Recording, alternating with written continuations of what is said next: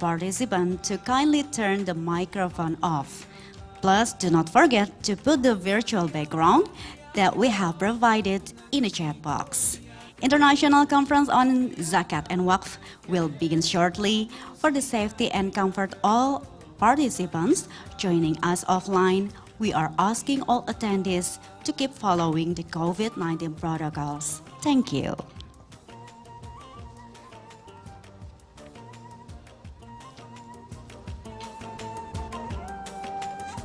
So many bright stars like diamonds in the sky. Oh, it makes me wonder anyone can be blind to all the signs. So clear, just open your eyes, and I know without a doubt you will surely see the light.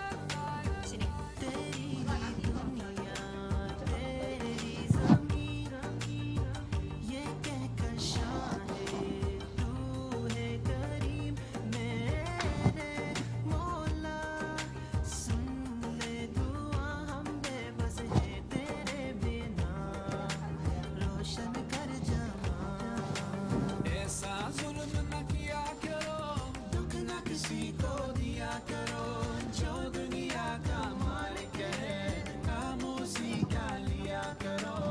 अल्लाह ही अल्लाह, अल्लाह ही अल्लाह, अल्लाह ही अल्लाह किया करो, दुख न किसी को दिया करो, जो दुनिया का मालिक है काम उसी का लिया करो। अल्लाह ही अल्लाह, अल्लाह ही अल्लाह।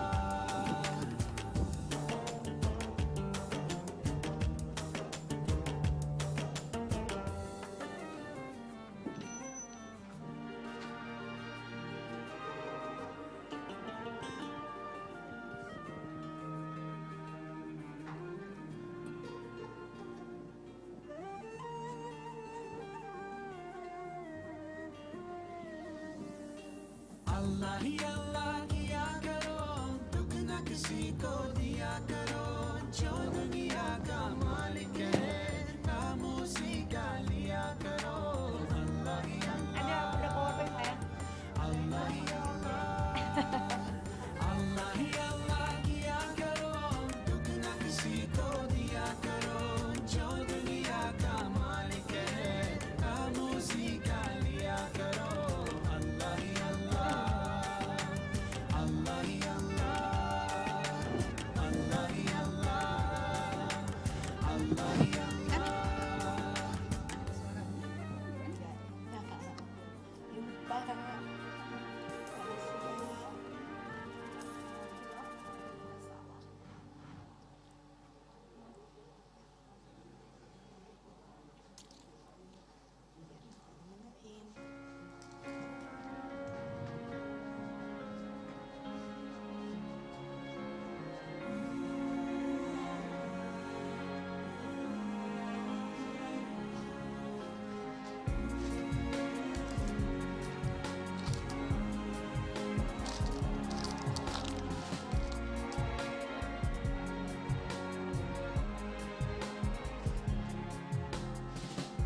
I was so far from you, yet to me you were always so close. I wandered lost in the dark. I closed my eyes to all the signs you put in my way. I walked every day further and further away from you. Ooh, Allah, you brought me home. I thank you with every breath I take.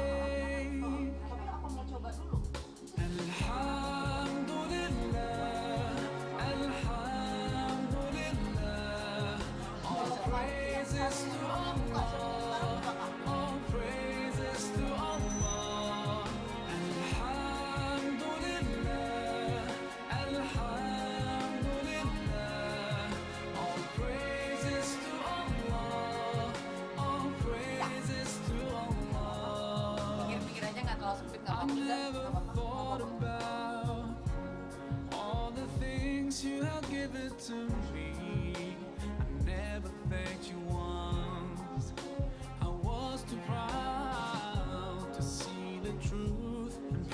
it to you until I took the first step, and that's when you opened the doors for me.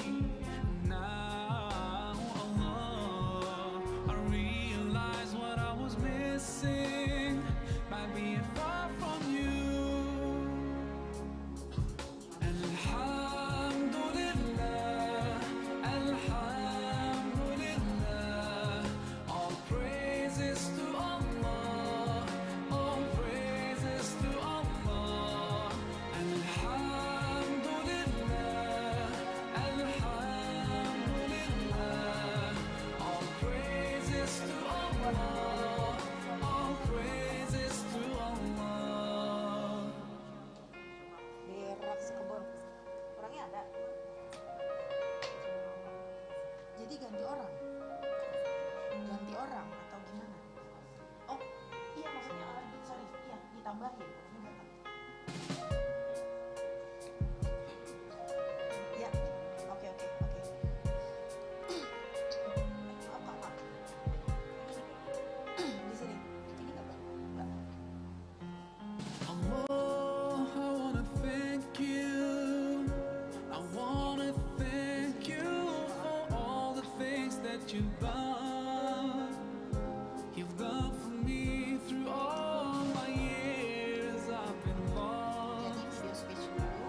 You guided me from all the ways that were wrong.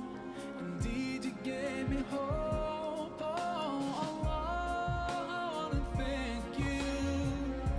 I wanna thank you for all the things that you've done. You've done for me through all my years I've been lost. You've guided me from all the ways that were wrong. I wanna thank you for bringing me home. Alhamdulillah, Alhamdulillah, all praises to Allah, all praises to Allah. Alhamdulillah, Alhamdulillah, all praises to Allah, all praises to Allah.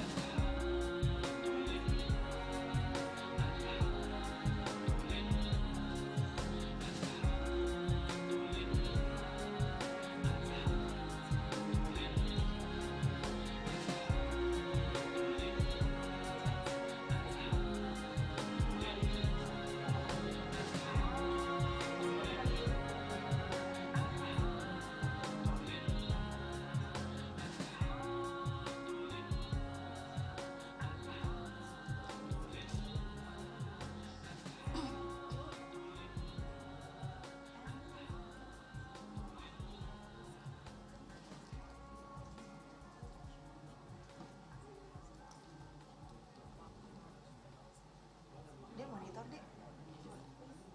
Yang itu tadi bang, itunya tulisannya apa aja ya? Yang dua itu. Tulisan mokap kita cuma punya dua loh. Udah diantar satu lagi. Oke. Berarti ada tiga. I want it all, I want it now. Forget about the consequences. I know that it's bad, it's better to wait. But sometimes I get selfish, and the only sound I hear is right now. And though my patience gets locked out, I know that it's wrong, and I wanna change. I need you here with me. Allah, Allah, Allah, save me from myself. Allah, Allah, Allah, Lord, I need your help. Allah, Allah, Allah, save me from myself. Allah, Allah, Allah. Big lights pull me in every time. It's so hard to break a pattern, but I see clear. What's deep inside is the only thing that really matters. So tell me how to turn it around before my senses hit the ground. Cause I know that it's wrong and I wanna change. I need you here with me. Allah, Allah, Allah, save me from myself. Allah, Allah, Allah, Lord, I need your help. Allah, Allah, Allah, save me from myself. Allah, Allah, Allah, save me from myself. 'Cause I tripped and fell, and there is nothing, nothing that I won't do. Save me from myself, 'cause I need your help. And now I'm running, running back to you. Allah,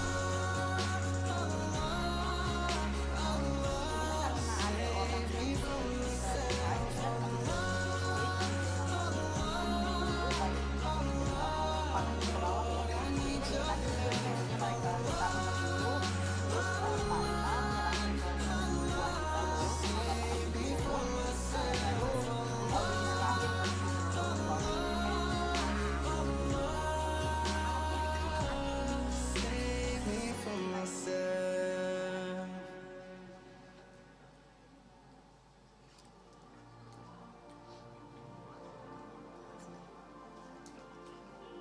Kan takutnya ada yang punya cara ininya masing-masing. لأجاريهم قلدت ظاهر ما فيهم فبدوت شخصا Beda-beda kan آخر bikinnya kan. كي أتفاخر Mengerikan. وظننت أنا أني بذلك حزت غنى فوجدت أني خاسر فتلك مظاهر لا لا لا نحتاج المال كي نزداد جمالا جوهرنا هنا في القلب كلا لا لا لا نرضي الناس بما لا نرضاه لنا حالا ذاك جمالنا يسمو يتعالى Dia ada Pak Akbar tadi. كن أنت تزداد جمالا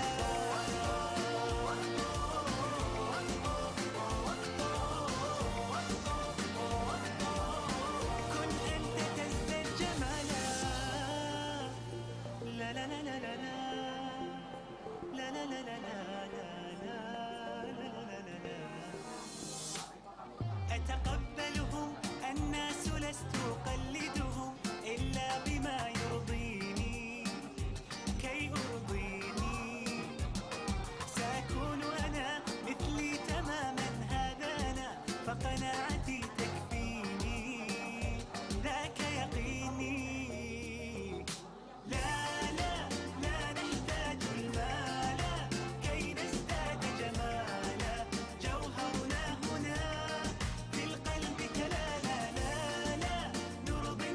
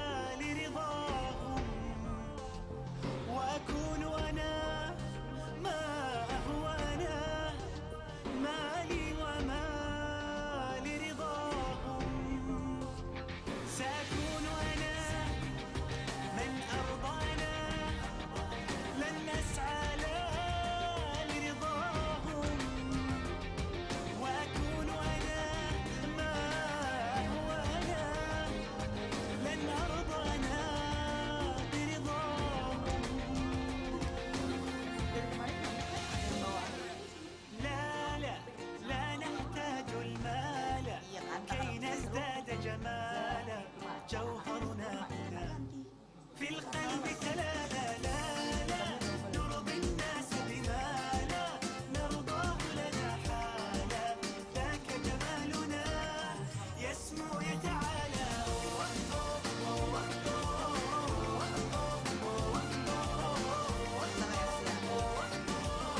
كن أنت تزداد جمالا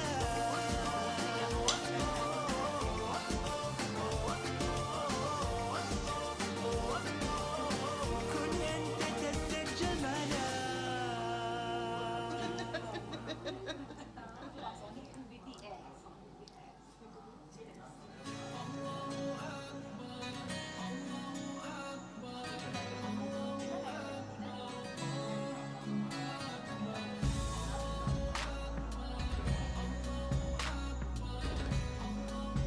Makaninnya mulai sama skripnya.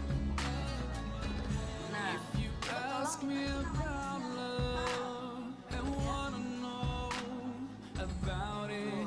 My answer will be it's everything about Allah, the pure love to our souls, the creator of you and me, the heavens and the whole universe, the one that made us whole and free, the guardian of his true believers. So when the time gets hard, there's no way to turn.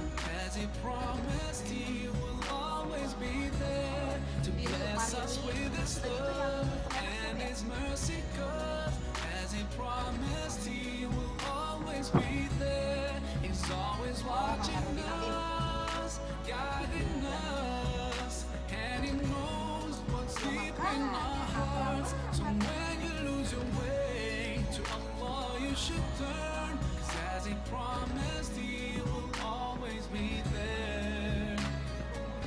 He brings us out from the darkness into the light. Subhanallah, capable of everything. We should never feel afraid of anything as long as we follow his guidance all the way through our short time we have in this life. Soon it'll all be over and we'll be in his heaven and we'll all be fine. So when the time gets hard, there's no way to turn. As he promised, he will always be there to bless us with his love and his mercy. 'Cause as he promised, he will always be there. He's always watching us, guiding us, and he knows what's deep in our hearts. So when you lose your way to Allah, you should turn. 'Cause as he promised, he will always be there.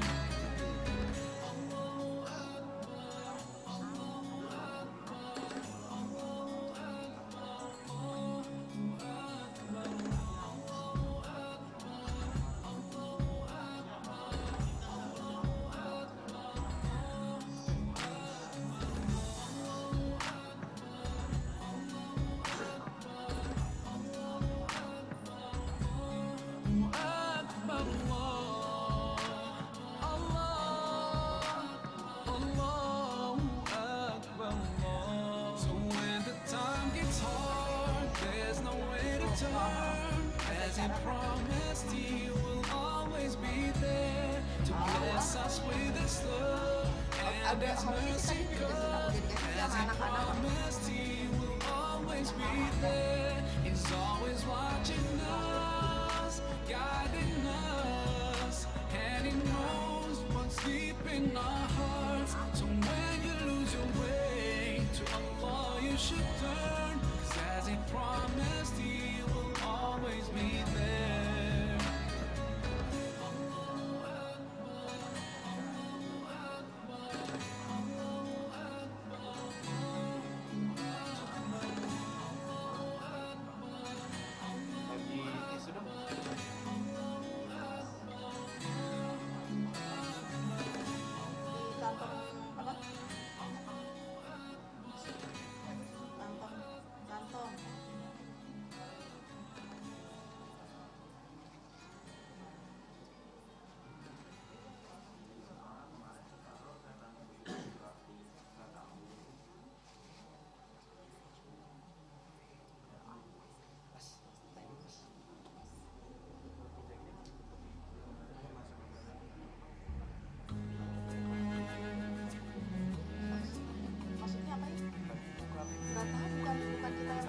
dari JCC-nya. Mungkin boleh request ke Pak Vero-nya, ke Ilo-nya lebih aku ya Pak.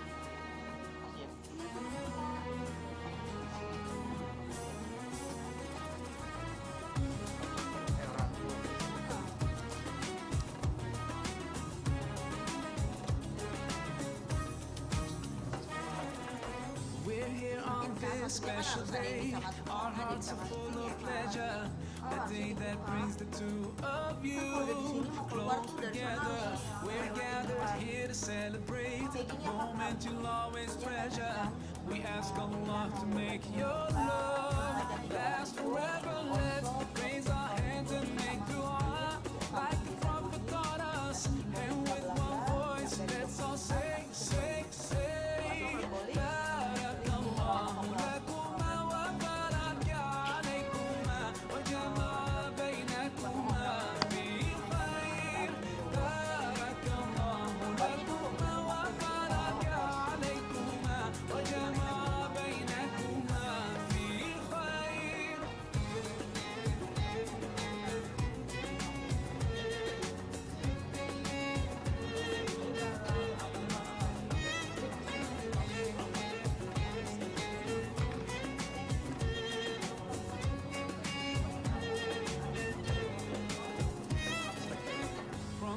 Share all your joys through hardships, support each other. Together worshiping Allah, seeking His pleasure. We pray that He will fill your life with happiness and blessings, and grant you kids who make your home filled with laughter. Let's raise our hands and make dua like the Prophet taught us, and with one voice, let's all say, say, say.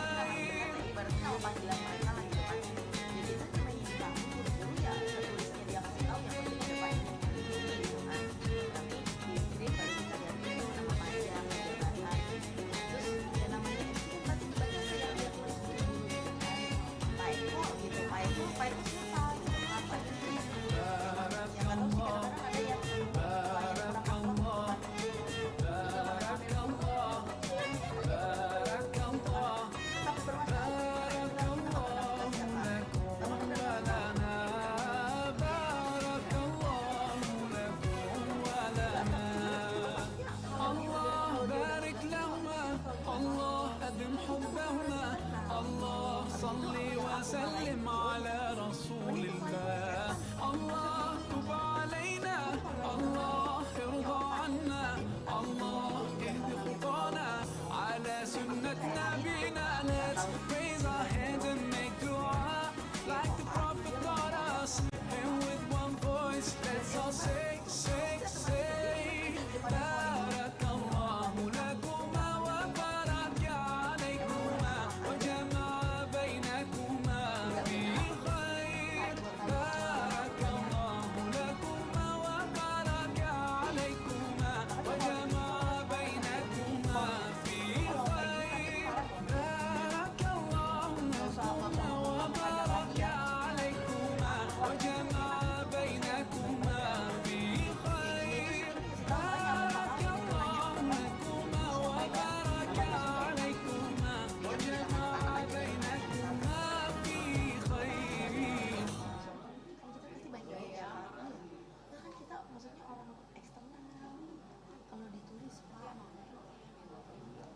Iya itu sih emang parah Kak. Kita lihat terus apa gitu, ini undang-undang ngasih namanya baru ya. Kita tahu gak itu namanya siapa? Kan ada di skrip mana, bodoh amat. You could try turn off the sun, Ribet lagi kan itu. I'm still gonna shine away and tell everyone Dia kan we're having some fun today. We can go wherever you wanna and do whatever you like. Let's just have a real good time. Assalamu alaikum, alaikum, yeah. Assalamu alaikum, alaikum, yeah. Assalamu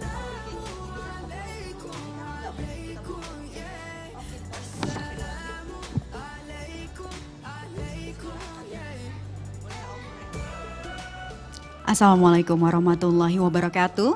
Good afternoon, excellencies, ladies and gentlemen. Welcome to International Conference on Zakat and Waqf. As we are about to begin, with all due respect, all audiences are welcome to occupy the available seats. We also would like to remind online guests and participants to kindly turn the microphone off. Plus, do not forget to put the virtual background that we have provided in the chat box. International Conference on Zakat and Waqf will begin shortly. For the safety and comfort of all participants joining us offline, we are asking all attendees to keep following the COVID-19 protocols. Thank you.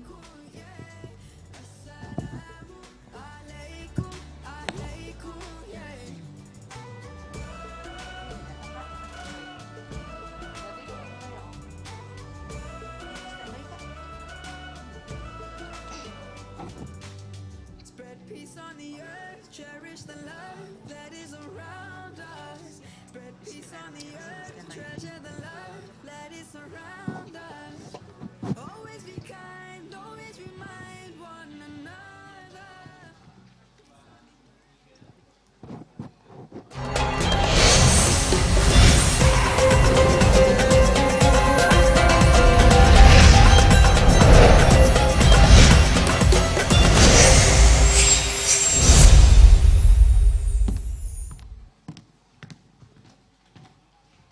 Assalamualaikum warahmatullahi wabarakatuh. Bismillahirrahmanirrahim. May peace be upon us. Excellencies, ladies and gentlemen, a very good afternoon to all of you attending the meeting in this venue and virtually. We hope everyone in a good health and gladly to inform that all invited guests and crew have taken PCR tests and received negative result while maintaining strict COVID-19 health protocols. Alhamdulillah. I'm Rika Indriaswari, and it is my honor to welcome all of you to International Conference on Zakat and Waqf.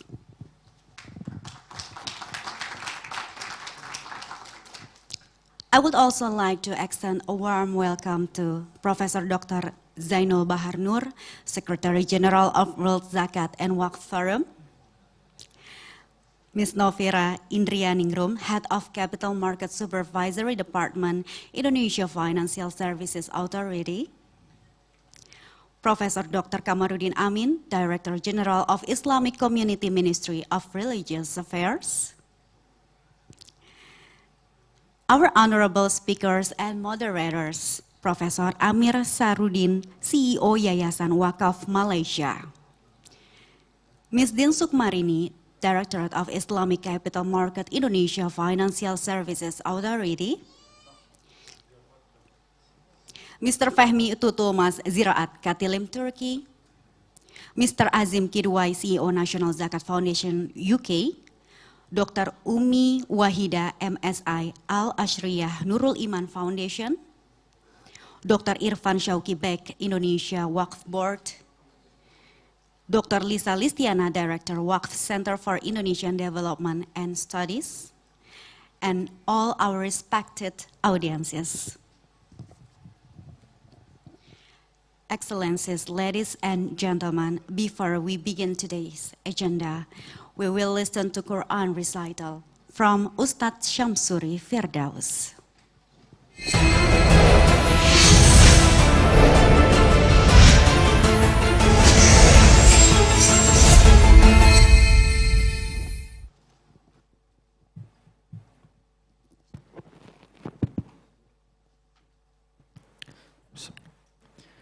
Assalamualaikum warahmatullahi wabarakatuh.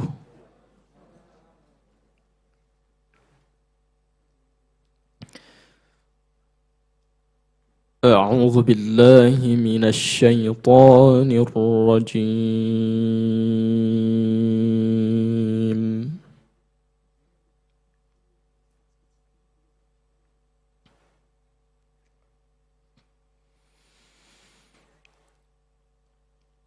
بسم الله الرحمن الرحيم.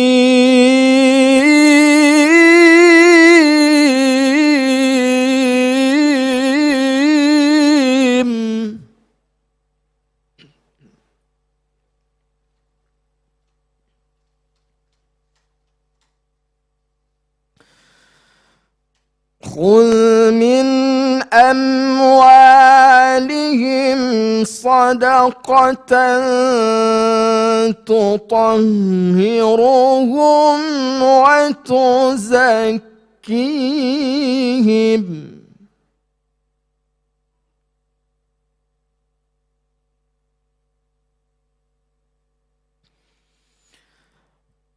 وتزكيهم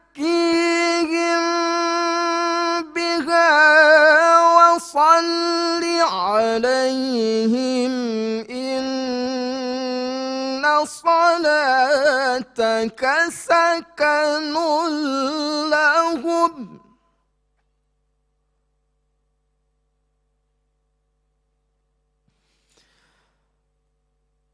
والله سميع عليم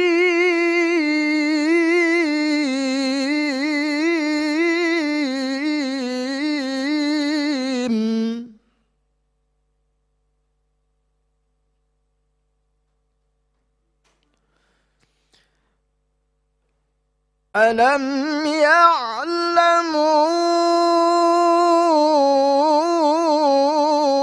أن الله هو يقبل التوبة عن عباده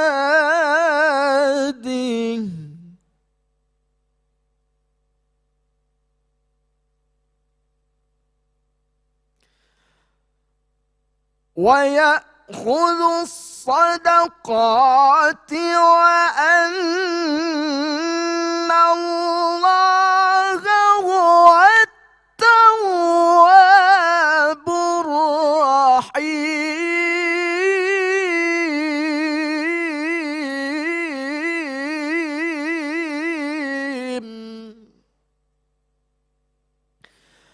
ويأخذ الصدقات وأن الله هو التواب الرحيم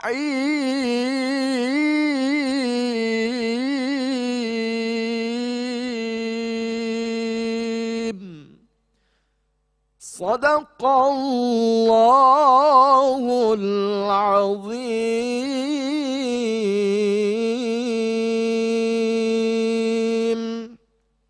السلام عليكم ورحمة الله وبركاته.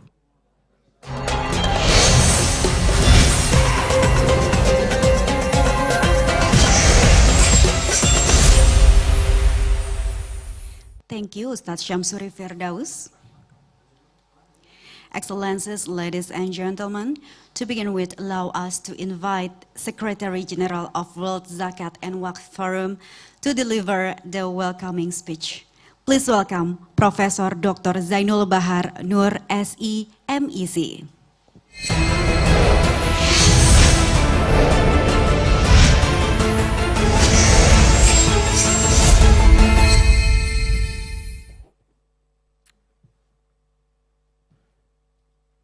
Bismillahirrahmanirrahim. Alhamdulillahirabbil alamin. Wassalatu wassalamu ala sayyidina Muhammadin asyrafil anbiya'i mursalin wa ala alihi wa sahbihi ajma'in. Wa ba'du. Assalamualaikum warahmatullahi wabarakatuh. Excellency Director General of Islamic Community, Ministry of Religious Affairs, Professor Dr. Kabir Amin, Excellency Head of Syariah Economy and Finance Department, Bank Indonesia, Dr. Arif Hartawan, the Chairman of the Organizing Committee, Brother Dr. Irfan Sokibik, Brother Imam Sabtono, both of them are members of World Zakat and Waqf Forum, Executive Secretary and Deputy Secretary General, distinguished speakers, ladies and gentlemen, brothers and sisters who are present in this meeting. First of all, of course, let's pray and praise the presence of Almighty God for His blessing, so we can gather on this day in this great event. Prayers and greetings are continuously poured out to the great Prophet Rasulullah Muhammad sallallahu alaihi wasallam and his family, companions, and his followers until the end of time. It is really a great pleasure, it's even more than an honor, that the committee, especially Central Bank, invite World Zakat and Waqf Forum to give this very special speech, as they call it, welcoming speech, to this internal Zakat and Waqf conference. It is indeed that we have to appreciate very much that Bank Indonesia, with its program, Indonesia Syariah Economy Festival 2022, which aims is really very noble, that we would like to develop more, we would like to strengthen the Islamic economic finance nationally and globally.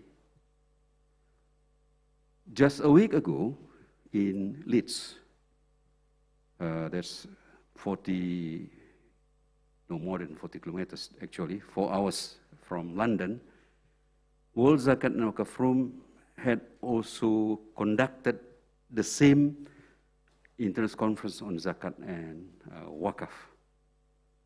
So I do believe that what we did discuss there, in line with what we are going to discuss here, with stressing more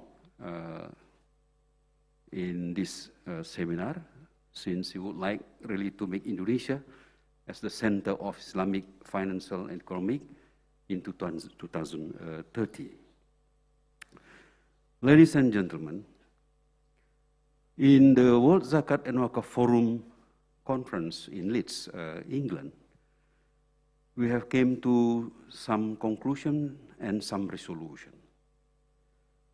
We have to acknowledge whatsoever that globally, Zakat and Waqf are contributing much in the development of economic sector of each country in the world, specifically the world with Muslim populations are there, and to be more precise, Indonesia as a country where Muslims are the majority of the people.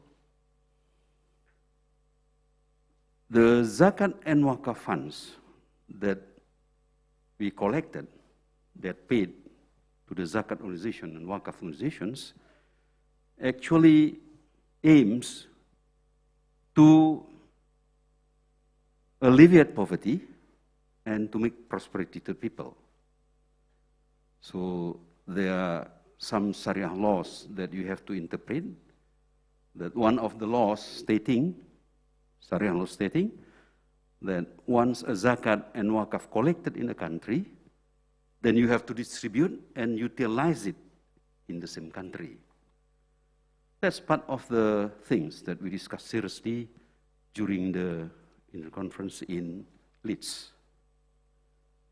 We welcome to any organization all over the world to collect Zakat and Waqf for the purpose as mentioned by Sharia law. And World Zakat and Waqf Forum itself, it has 40 member countries where exists the Zakat organizations and Waqf organizations, in which country that they collect Zakat and they receive Waqf. The thing that I would like to tell you now, that we have to have really a great concern in this matter, whether we accept that any international organizations to collect Zakat from any country and then to use it to fund the refugees. So in the conference, present at the time, not less than senior advisor to the Secretary General of United Nations. Then what I did understand that Excellency claims that is his original idea Then my question was, Pak Dirjen, where is the source of zakat funds coming from? If the source of zakat funds is coming from the country where the prophecy is not yet achieved, and the mustahiks that much, and the line of poverty is still there, how could we accept that the UNHCR, as a UN organization that collect zakat from Indonesia, even though they are saying that we'll collect it from the rich people. But rich people in the country is rich people of that country too. And the money that they have and they pay zakat, they have to utilize it in that country. This is very important, I think, to remind all of us, to remind all of you, that the zakat and waqf must be, that's my personal opinion, must be the core principle, the very core of the source of funds of a country, side by side with the national budget of the country, to alleviate poverty and to give prosperity.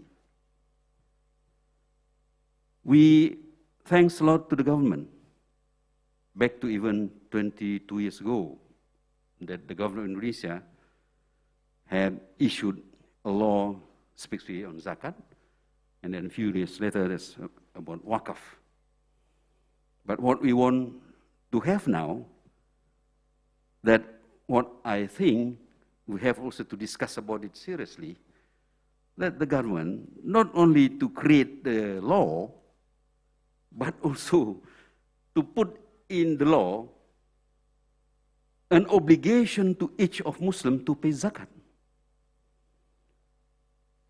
Without that obligatory, I don't believe that the zakat collected in this country could achieve over 100% or 500% every year,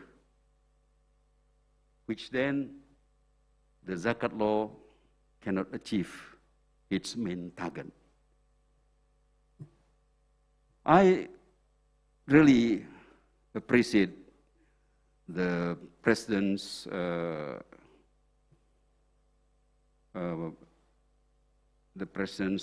decree, if you would like to say, that the President wishes that in 2030 we are going to be the Islamic economy and finance globally. It's only 7 years, 8 years to come. That's not easy if you are not working very hard, and that also not easy if we don't continuously discuss about the zakat and waqf as part of the very important factors in the economic growth of Indonesia. What I'm trying to say, that we have Basnas here in Indonesia, like PPZ in Malaysia. We have some honorable guests here. That what we want to have actually, that Basnas as the government body, more or less similar with government of social, but we are specifically to alleviate poverty and to give prosperity to people. So, ladies and gentlemen, brothers and sisters, that's probably the thing that I would like to say in this welcoming speech.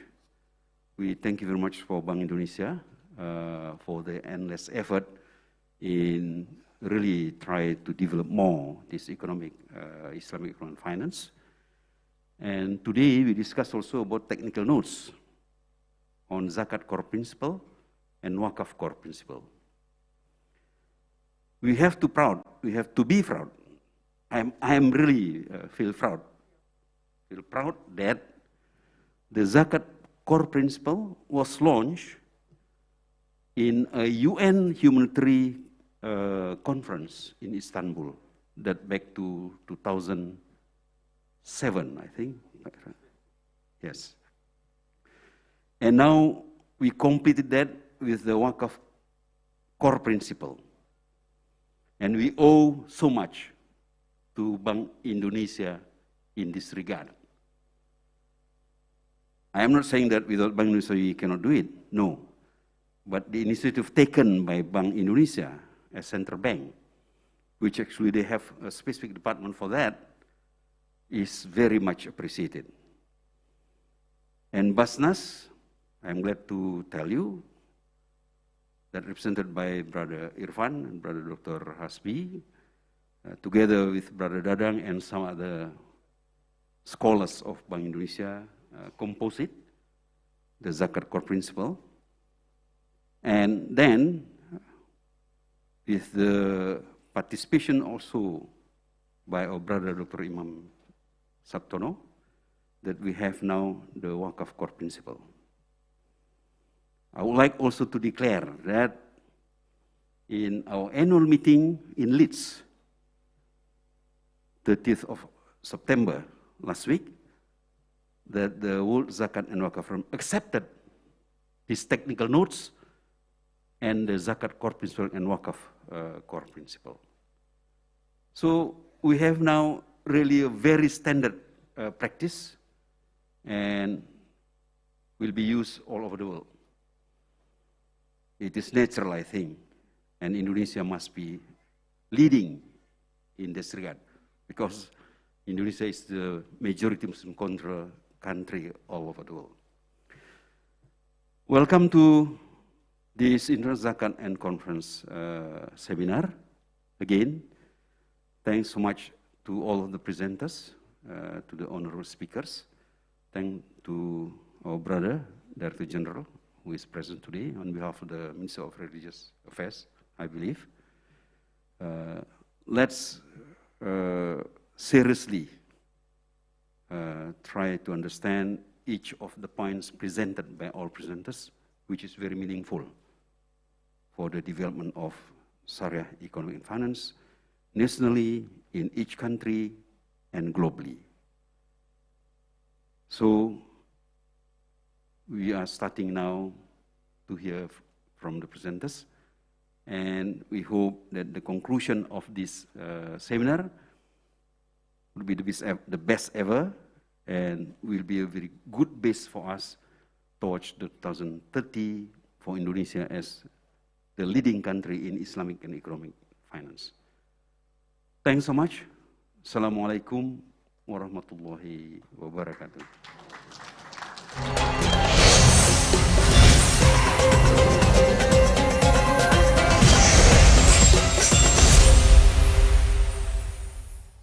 Thank you, Professor Dr. Zainul Bahar Nur, for your welcoming speech.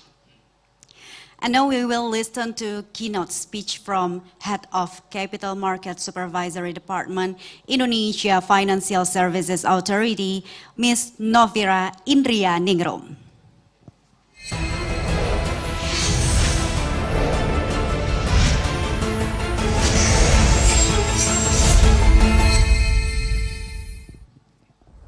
The Honorable Professor Dr. Zainul Bahar Nur, Secretary General of World Zakat and Waqf Forum, Bapak Arif Hartawan, Head of Sharia Economy and Finance Department, Bank Indonesia, Professor Dr. Kamarudin Amin, Director General for Guidance of the Islamic Community Ministry of Religious Affairs, the Honorable invited speakers and moderators, Mr. Izani Turan, Turkiye Diyanet Waqf, Profesor Amir Syaharudin, CEO Yayasan Waqf Malaysia, Ms. Din Sukmarini, Directorate of Islamic Capital Market Financial Services Authority, Dr. Irfan Sauki Beik, Indonesia Waqf Board, Mr. Fehmi Tutulmas, Ziraat Katilim Turki, Mr. Azim Kidwai, CEO National Zakat Foundation UK, Ms. Umi Wahida, Al-Ashriyah Nurul Iman Foundation,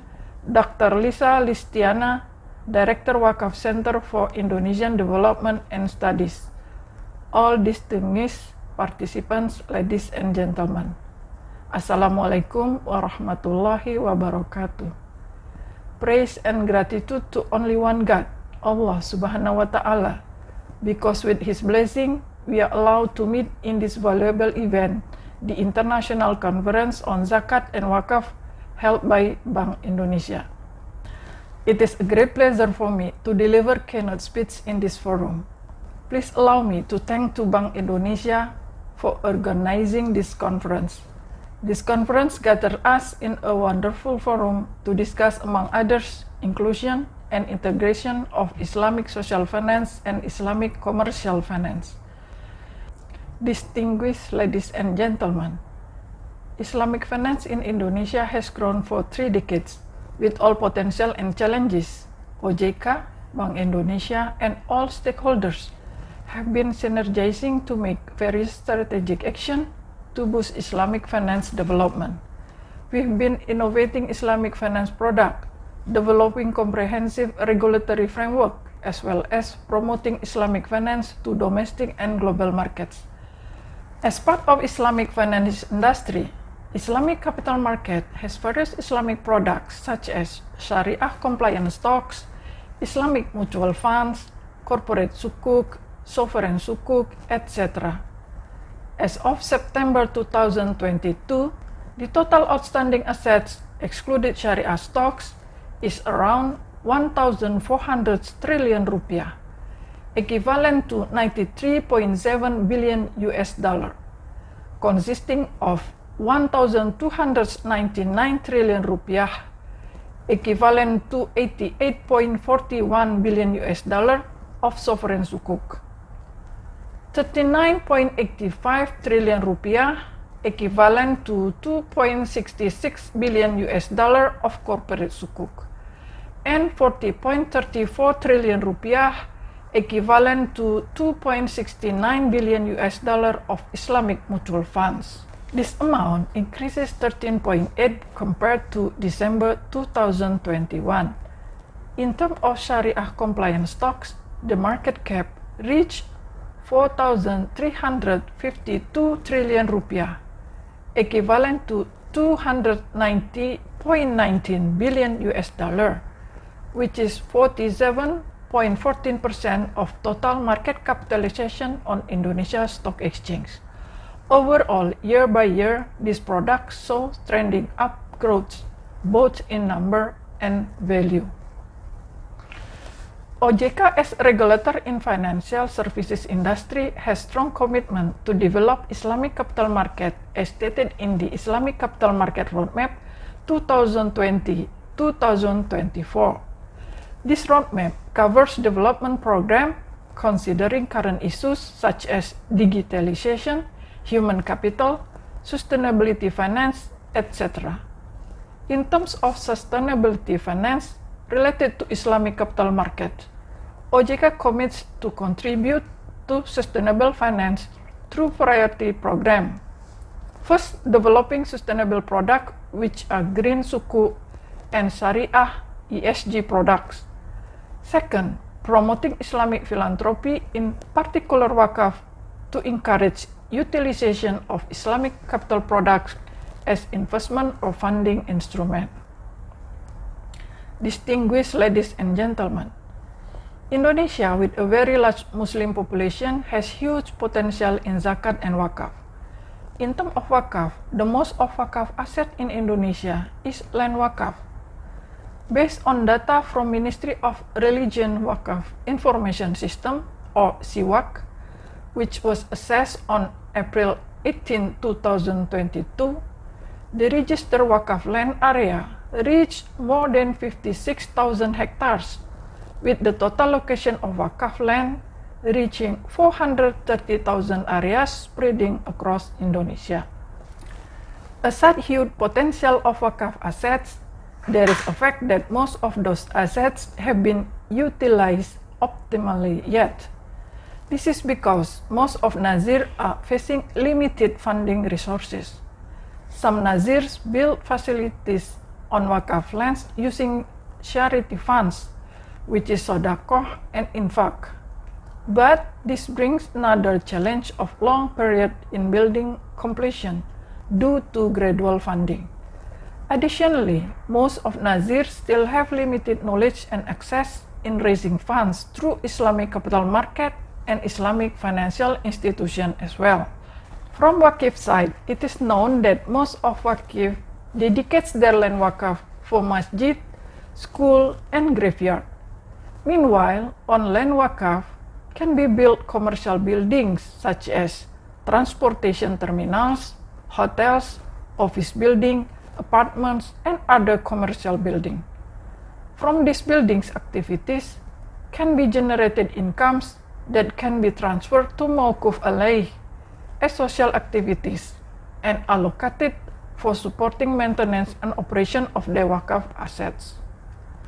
To overcome funding issues, it is believed that Islamic capital market can be a solution for Nazir to satisfy their needs of funds, since capital market over various funding instruments. From Islamic capital markets, Nazirs can raise funds by issuing sukuks or shares through public offering or securities crowdfunding. Additionally, Nazir also can raise funds from Islamic mutual fund, collective investment scheme such as infrastructure funds and real estate investment trusts, and Nazir can choose suitable funding instrument depending on the amount of funds needed, nature of fund project, and Nazir profile. To encourage utilization of Islamic capital market products by Nazir, currently OJK conducted a workshop series for Nazir and capital market participants. These workshops aim to increase Nazir and capital market participants' understanding of Islamic capital market products and how to link them to Waqf asset management. The workshop has been followed by conducting business matching between Nazir and Indonesia capital market players to make a deal on issuing Indonesia capital market product linked to Waqf. Alhamdulillah, this program has been leading to some Nazir to issue sukuk for their funding needs. Inshallah, today becomes memorable day for Islamic capital market industry, since today we will be witnessing spring of the first sukuk link Waqf in Indonesia issued by Nazir. It is expected that this milestone will inspire other Nazirs to issue sukuk or shares either through securities crowdfunding or initial public offering. It is also expected to encourage Islamic financial institutions and established corporations to support funding for Nazir by becoming frontline issuers of sukuk link Waqf. By doing this, they will have significant contribution to sustainability, in particular social impact. Furthermore, the Indonesia Islamic capital market has developed programs that integrate equity instruments with zakat and waqf. The programs allow investors to pay the zakat of profit from equity investment and to pay the cash equivalent waqf using stock portfolios. Until now, there are 7 securities companies facilitating stock zakat and stock waqf. Besides, some investment managers cooperating with Nazir, Amil Zakat, and Foundation has developed endowment funds for communities.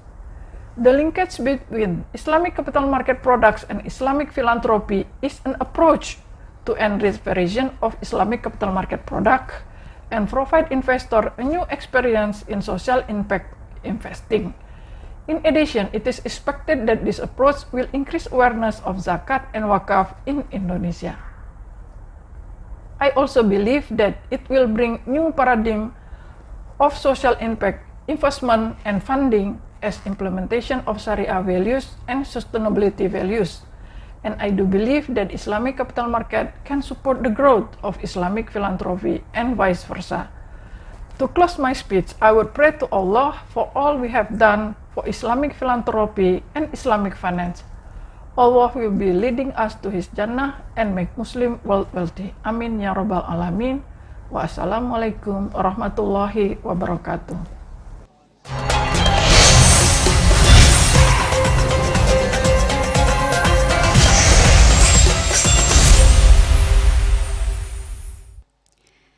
Thank you, Ms. Novira Indrianingrum, for your keynote speech. And now allow us to invite Director General of Islamic Community Guidance, Ministry of Religious Affairs, to deliver the keynote speech. Please welcome Professor Dr. Kamarudin Amin.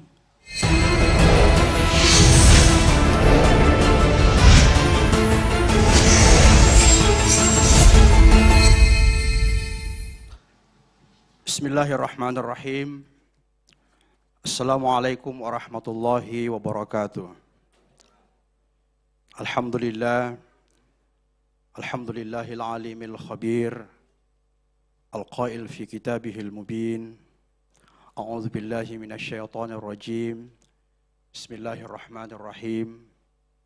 La khaira fi katsirin min najwahum illa man amara bi shadaqatin aw ma'rufin aw islahin bainan nas. Wa may yaf'al dzalika ibtigha'a mardhatillah fasawfa nu'tihi ajran 'azima. Sadaqallahul azim wa huwa asdaqul qailin wa nahnu ala dzalika minasyahidin wasyakirin. Ladies and gentlemen, His Excellency Secretary General of World Zakat and Waqf Forum, His Excellency Head of the Department of Islamic Economy and Finance of Bank Indonesia, speakers and participants, ladies and gentlemen. I do believe that we all agree that Zakat and Waqf has been very instrumental in strengthening the economy of Indonesia, in alleviating poverty, and also contributing to overcome some of the socio-economic problem of Indonesia, especially during the COVID-19. So, in this opportunity, I would like to thank you very much, especially to the committee who has this very productive initiative to hold this international conference. On behalf of the ministry, on behalf of the government, we are very thankful, very grateful, and appreciate this conference. Ladies and gentlemen, Indonesia still faces a very fundamental challenge in terms of Zakat and Waqf management. The gap between the potential of Zakat and Waqf in Indonesia and the actualization of Waqf is still huge. It's still very big. This gap needs to be bridged. And we are coming here, we are conducting this conference. I think it's one of our efforts is to gap this very huge bridge. As we all know that Indonesia has the biggest number of Muslim population, so the potential of Zakat and Waqf is one of the biggest potential in the world. So this is one of our challenge. Ladies and gentlemen, the government of Indonesia has provided many regulations to strengthen the institution of Zakat and Waqf, to increase the capacity of human resources of Zakat and Waqf. We have, for example, issued the standardization of Amil, the standardization of Nazir, in order for them to have the capacity to manage Zakat and also Waqf. So this is one of the biggest problem that we are now facing in terms of Zakat and Waqf, the low capacity of Amil, the low capacity of Nazir, and this Amil and Nazir is one of the most important chain, one of the most important ecosystem of Zakat and Waqf. So I think in the future, the government and also the Zakat and Waqf institution task is to increase the capacity of Nazir, the capacity of Amil. Ladies and gentlemen, we also agree that our task is not only to collect Zakat and Waqf, but also to distribute, to empower people, to empower society. So we need to invite people to participate in paying Zakat, but we also have to empower people through this Zakat. And to do this, I believe that it is not an easy job. So the government of Indonesia, the Ministry of Religious Affairs has provided some regulation to deal with these very crucial issues. For example, overseeing, supervision of the Zakat institution is no less important. If we distribute the Zakat not properly, it's going to create a big problem also. So the supervision, the overseeing of Zakat institution is also one of our fundamental tests that we have to take care of. Ladies and gentlemen, I do believe that if we synergize, if we collaborate in creating innovative programs, in making Zakat and Waqf Indonesia as a powerful instrument in in contributing to the economy of the country, I believe that inshallah Zakat and Waqf in the future will become a very powerful, a very strong instrument in strengthening the economy of the country. So once again, I would like to congratulate, gratitude, and thank the Bank of Indonesia who initiate this very important event. And inshallah, we will come to a very productive and fruitful recommendation and conclusion at the end, inshallah. Ladies and gentlemen, one more thing I would like to address in this occasion is the low literacy of our people in terms of Zakat and Waqf. If we look at the curriculum of our education in Indonesia, the issue on Zakat, let alone Waqf, is still very poor.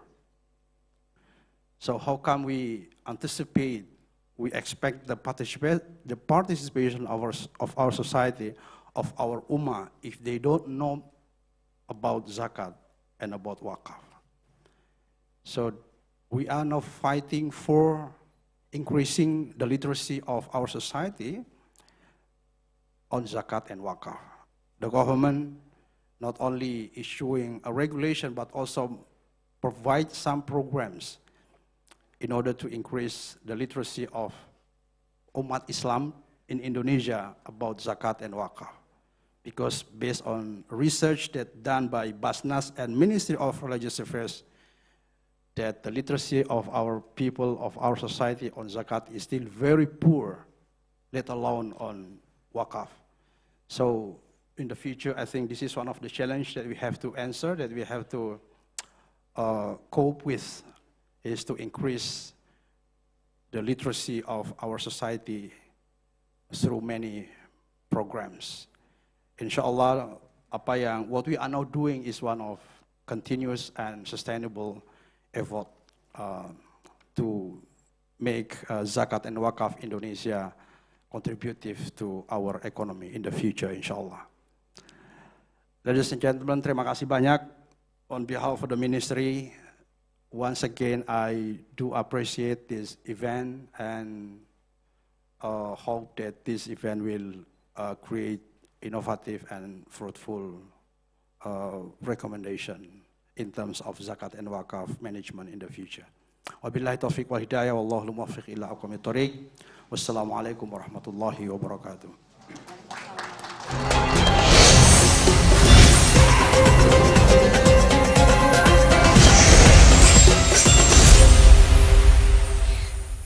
Thank you, Professor Dr. Kamarudin Amin, for your speech. Ladies and gentlemen, now we begin with launching ceremony on Zakat Core Principal Technical Notes on Zakat Collection Management and Zakat Disbursement Management, Waqf Core Principal Technical Notes on Good Nazir Governance. And we would like to invite Dr. Muhammad Hasbi Zainal, Director of Research and Development Basnas, Dr. Imam Teguh Saptono, Deputy Chairman Indonesia Waqf Board, and Professor Dr. Zainul Bahar Nur, Secretary General of World Zakat and Waqf Forum, to the stage.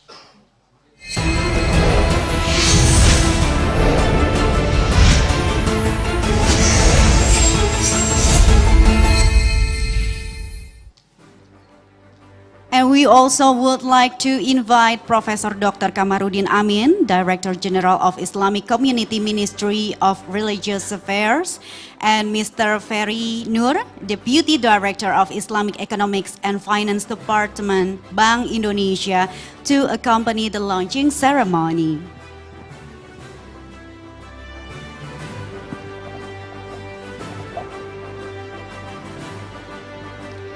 First, as a symbolic handover from Dr. Muhammad Hasbi Zainal to Professor Dr. Zainul Bahar Nur for Zakat Core Principle Technical Notes on Zakat Collection Management and Zakat Disbursement Management.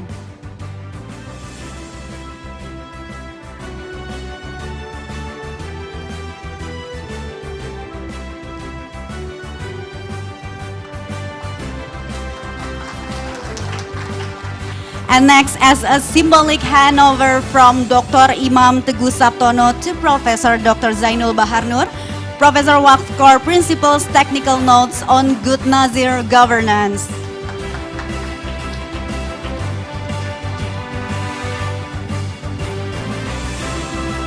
And with this has been officially launched on Zakat Core Principle Technical Notes on Zakat Collection Management and Zakat Disbursement Management, Waqf Core Principles Technical Notes on Good Nazir Governance. Please give a round of applause.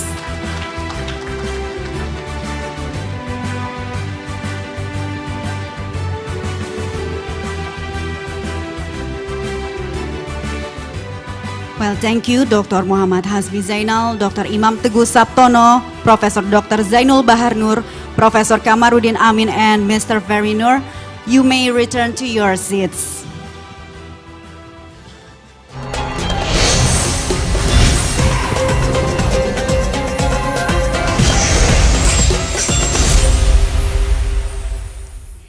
Excellencies, ladies and gentlemen, now we will enter the launching session on Social Impact Sukuk, Wakafestasi True Securities Crowdfunding.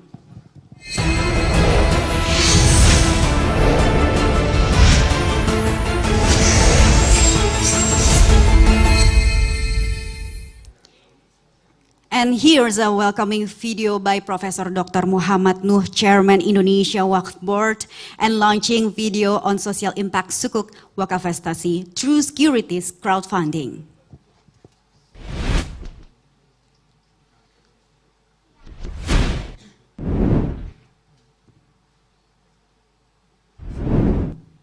Assalamualaikum warahmatullahi wabarakatuh. Alhamdulillah, dunia perwakafan kita sekarang memasuki era baru. Tanda-tanda dari era baru itu karena memang ada sesuatu yang baru yang sebelumnya belum kita kenalkan di dalam tata kelola pengelolaan aset-aset wakaf itu. Apa tanda-tanda baru itu? Kalau dulu harta wakaf itu hampir bisa dipastikan berupa tanah. Sekarang harta wakaf itu sangat ragam. Mulai dari wakaf dalam bentuk uang itu sendiri, saham, atau dalam surat-surat berharga lainnya. Demikian juga tata kelolanya atau cara penghimpunannya pun juga sangat ragam. Selamat kepada Nazir Yayasan Lingkar Sehat Indonesia yang mengembangkan dengan proyek awalnya itu berupa klinik melayani kesehatan yang didanai melalui atau menggunakan securities crowdfunding platform. Ini menarik sekali. Itu sesuatu yang baru itu. Dari situlah atas nama PBI saya ingin menyampaikan rasa terima kasih. Penghormatan yang sangat tinggi kepada siapapun yang bisa menciptakan satu variasi baru di dalam dunia perwakafan kita. Dalam kesempatan ini tentu saya ingin menyampaikan terima kasih kepada OJK, KNKS, DEXBI, dan Kementerian Agama, dan tentu para komunitas yang bergerak di bidang surat-surat berharga yang sekarang sudah sangat mungkin karena sudah didukung dengan teknologi digital yang sangat kuat. Kami sangat yakin dan insya Allah melalui crowdfunding yang berbasis pada surat-surat berharga atau securities crowdfunding itu, harta wakaf akan semakin beragam, cara pengelolaannya pun juga akan semakin beragam, ujung-ujungnya yang bisa menerima manfaat pun juga sangat beragam, yaitu mauquf alaih. Mudah-mudahan Allah SWT senantiasa menganugerahkan hal-hal yang sifatnya abadi untuk kita semua. Mohon maaf. Assalamualaikum warahmatullahi wabarakatuh.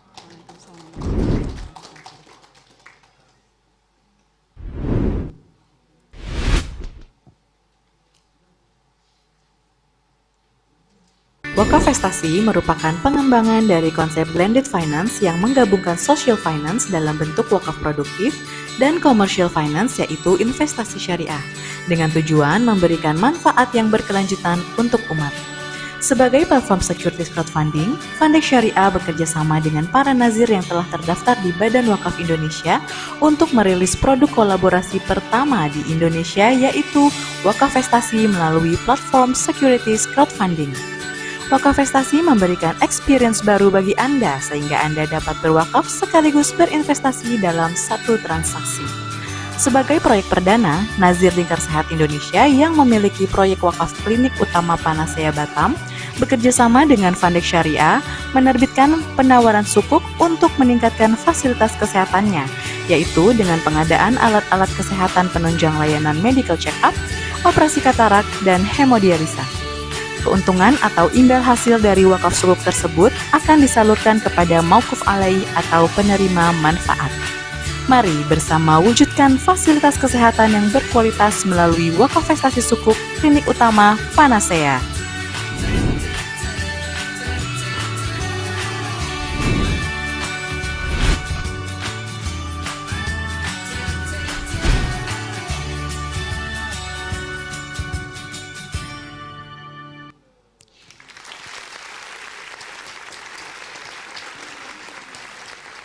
And now we would like to invite Dr. Imam Teguh Saptono from BWI, Dr. Gigi Wahyu Prabowo, Ketua Yayasan Lingkar Sehat Indonesia, and Mr. Agung Wibowo, MCom, CEO Fandex to the stage. Also Professor Dr. Kamarudin Amin and Ms. Tin Sukmarini to accompany the ceremony.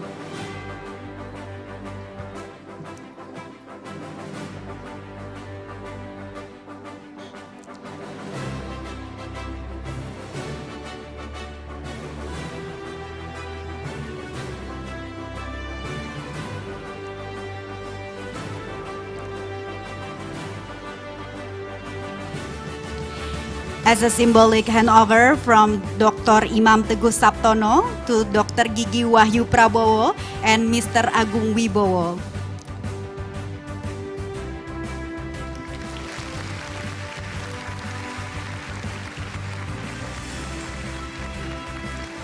Please give a round of applause for the launching of Social Impact Sukuk Wakafestasi through Securities Crowdfunding.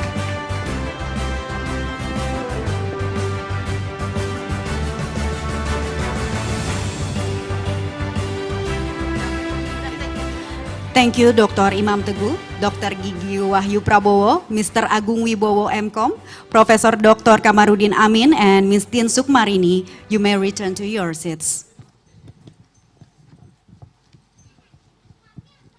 Bapak Ibu yang kami hormati, Wakafestasi yang merupakan pengembangan dari konsep landed finance yang menggabungkan social finance dalam bentuk wakaf produktif dan investasi syariah yang telah terdaftar di Badan Wakaf Indonesia.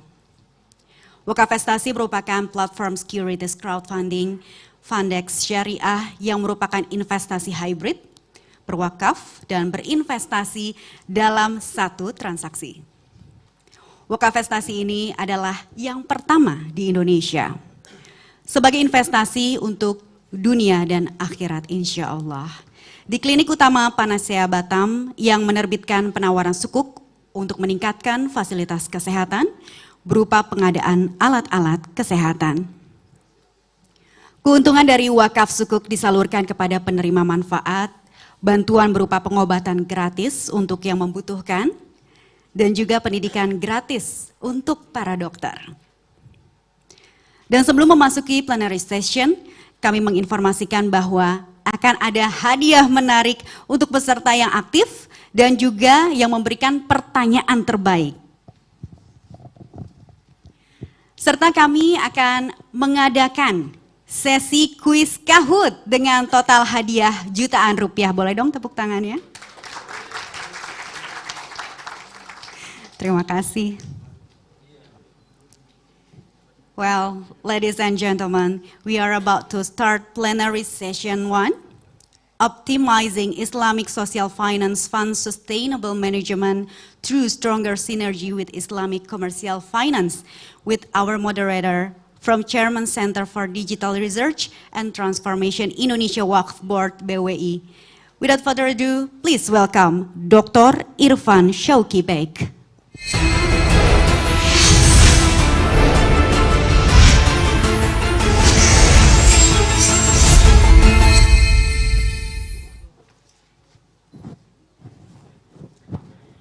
Thank you very much for the MC. Thank you, Pak Dirjen. Ya. Bismillahirrahmanirrahim. Assalamualaikum warahmatullahi wabarakatuh. Nahmaduhu wa nusalli ala rasulil karim wa ba'd. The Honorable Professor Kamarudin, Director General of Islamic Community Guidance of the Ministry of Religious Affairs of Indonesia, the Honorable Professor Zainul Bahar Nur, Secretary General of the World Zakat and Waqf Forum, distinguished speakers, panelists, ladies and gentlemen, brothers and sisters. Inshallah, we are about to start our first session in this conference, and therefore I would like to call our speakers, respectable speakers at this session. The first one is Professor Amir Shahrudin, the CEO of Yayasan Waqaf Malaysia. Please welcome Prof. Amir. Please join me in this stage. And then the second speaker is Ibu Din Sukmarini from Directorate of Islamic Capital Market of the Financial Services Authority. Please join me to the stage. And yes, please give warm applause to our speakers today. Actually, there is another speaker, Mr. Izani Turan, the General Manager of the Turkey Diyanet Vakif. However, due to some restricted conditions, he is not able to join us in this session. And also I would like to welcome to audience who are participating online, because we are now in the hybrid conference. And Alhamdulillah, we have witnessed two major important things in the global Zakat and Waqf movement. The first one is the launching of technical notes, and the second one is the launching of social impact sukuk, which I believe this will mark new development in this Islamic social finance sector. So in this session, we will try to discuss about how to optimize this Islamic social finance funds, sustainable management through stronger synergy with Islamic commercial finance. So how to synergize this Islamic social finance with Islamic commercial finance. And we believe that the era today and the future, synergy becomes the key factor of the success of global Zakat and Waqf movement. And Alhamdulillah, we are here. We are lucky to have these two respectable speakers. And without further ado, I would like to call our first speaker. He is the Chief Executive Officer of Yayasan Waqaf Malaysia, which is a federal agency of Waqaf in Malaysia. Professor Amir Shahrudin, you have 15 minutes to share your ideas and thoughts about our forum today. So before he begin, let us give once again warm applause to Professor Amir Shahrudin. The stage is yours. Bismillahirrahmanirrahim. Assalamualaikum warahmatullahi wabarakatuh. Thank you, Pak Irfan, ladies and gentlemen. Thank you very much for inviting me all the way from Kuala Lumpur. This is my first time coming to Jakarta after COVID pandemic. And I'm really impressed with our Indonesian friends with the current development that we have been done in this Islamic finance industry. I regularly came to Jakarta or Indonesia before pandemic COVID, and I always says that Indonesia is a sleeping giant in Islamic finance industry. At that time, 2 years ago, you were sleeping.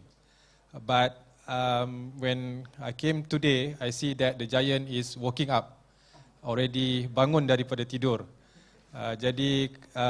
But I'm afraid, as a Malaysian, I'm afraid that in 2030, as your vision to become one of the halal or Islamic finance global hub in the world will achieve. So you will overtake Malaysia from become the champion in this industry. So we need to run faster than Indonesia because we don't want you to catch up Malaysia. So we need to run faster and run away from Indonesia. Okay, but today's topic is very interesting because you know this is the future of Islamic finance, I can say, because we learn from Malaysia experience. When we develop Islamic banking, Islamic capital market, sukuk, we are the leading country in issuing sukuk.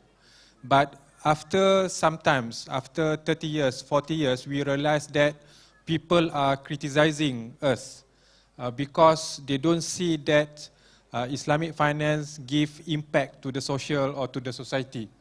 This is what happening in Malaysia because even though we achieve very good profit, we have a very good Islamic banking finance industry, but people don't see that the profit generated from Islamic banks is benefiting the society.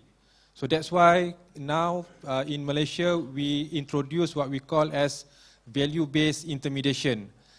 This is to push or to encourage Islamic banking or Sharia banks, you call it here, towards thinking of how their operation will benefit the society.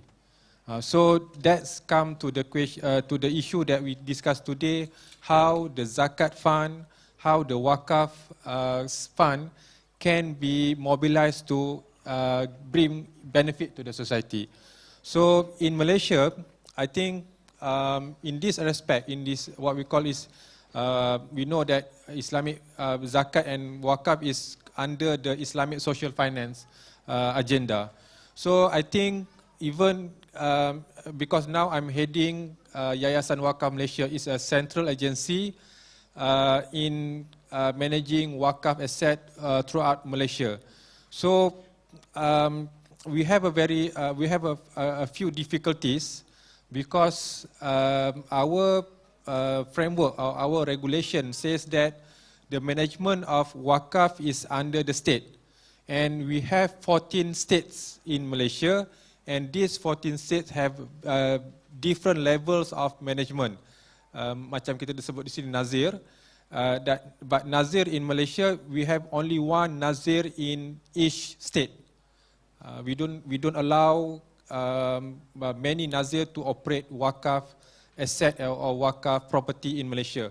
Mostly is done by the Majlis Agama Islam Negeri in Malaysia. So we have 14 Negeri states, and they have different level of capacity or scale. So that's why in Malaysia we are struggling to develop our Waqf asset.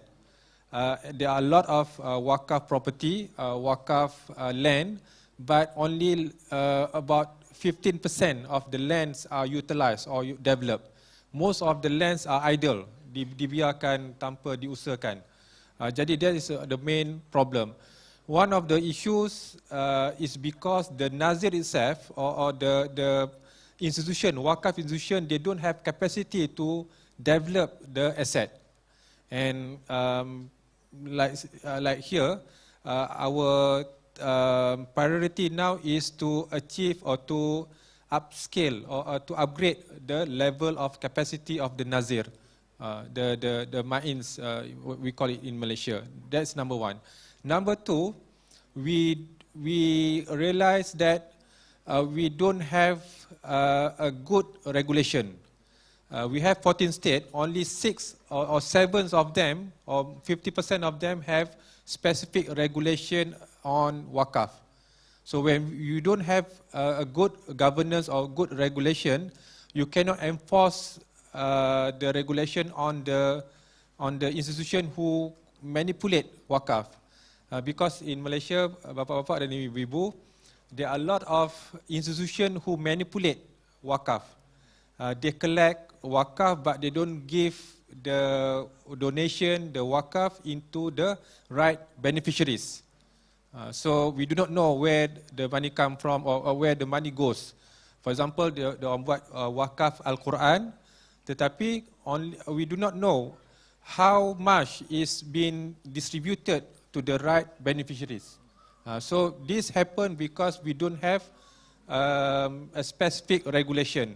Nobody can enforce them. Nobody can take action or supervise the Waqf institution, the illegal Waqf institution, because there's no specific regulation by the states. Number two.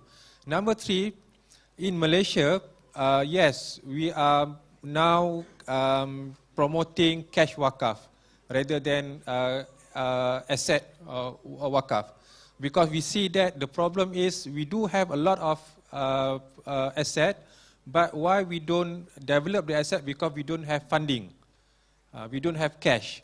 So that's why we want people to contribute more cash, then we can develop our Waqf asset. Okay, then we have a problem why people are not really contribute to the cash Waqf. We realize that because of the trust issue. Macam yang disebut tadi, mungkin the level of literacy is still low, even here or even in Malaysia. But I think it's not because people do not know about Waqf.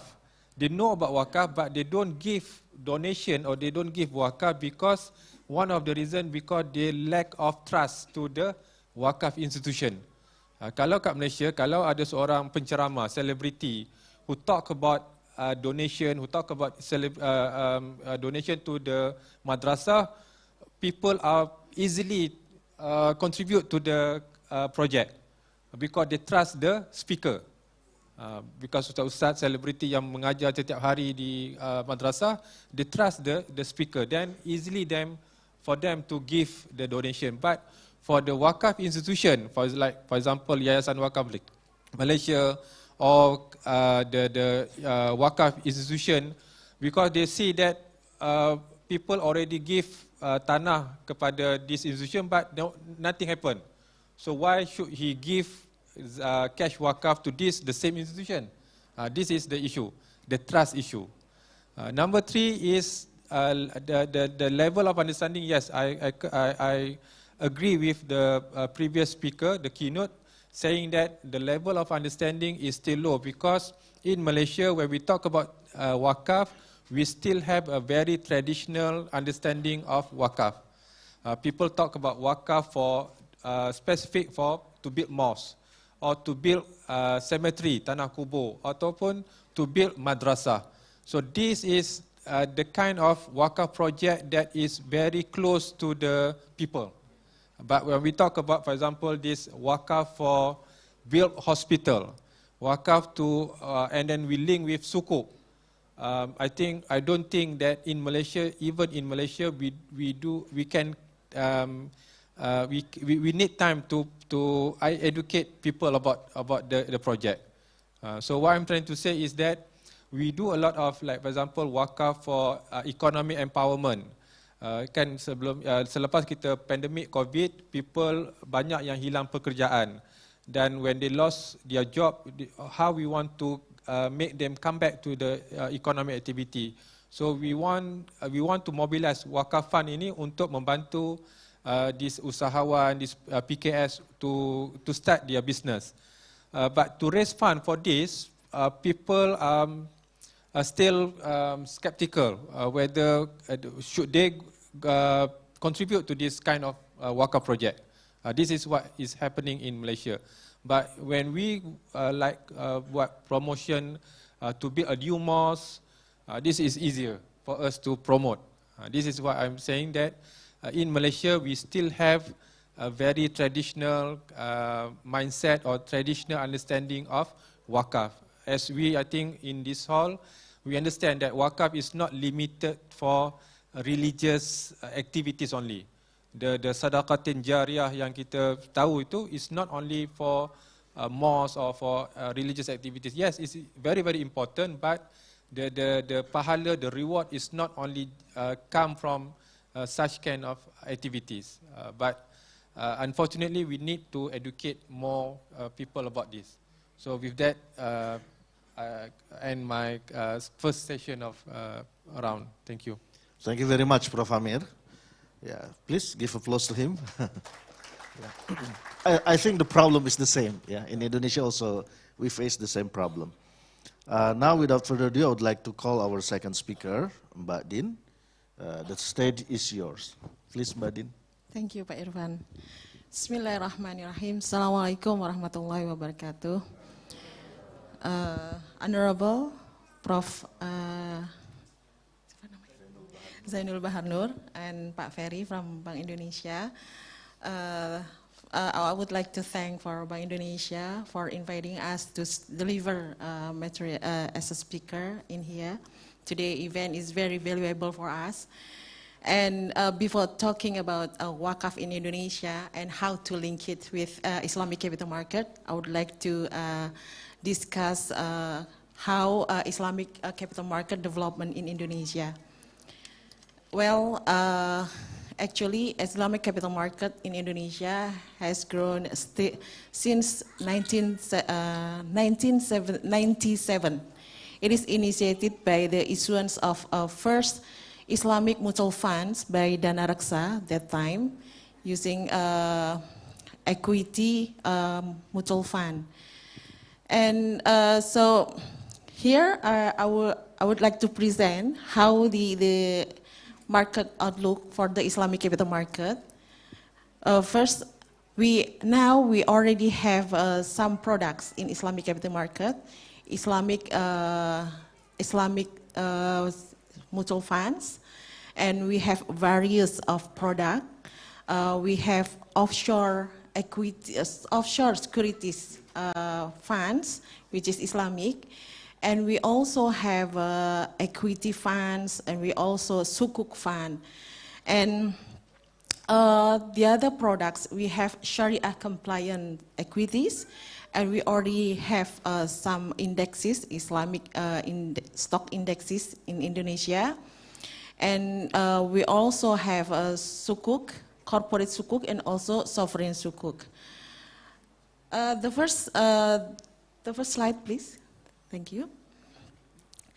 In here, the capital market, especially for Sharia compliant stock, the market cap as of 30 September reached about 4,300 trillion Indonesia rupiah. It is equal to 2090 US dollar billion.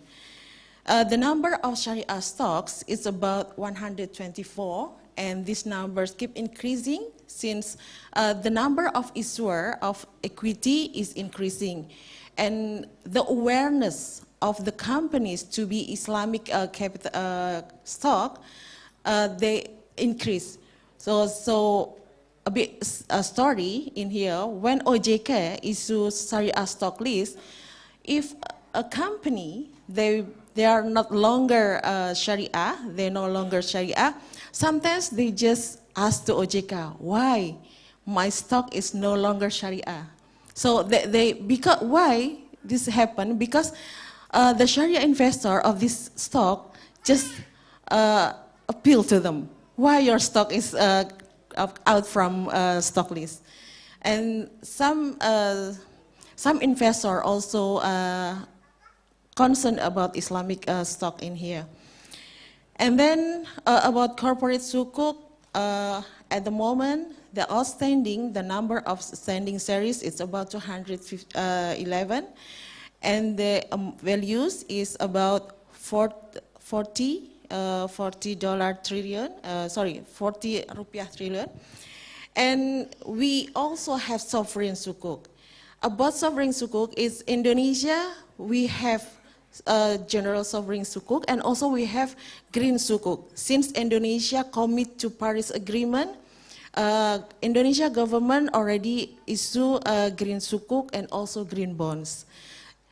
Indonesia issued green sukuk since 2018 because Indonesia have commitment, especially national determined contribution for the gas emission carbon. It's about 29% if Indonesia doing usual business as usual, and also Indonesia target to 41% if it's support by international.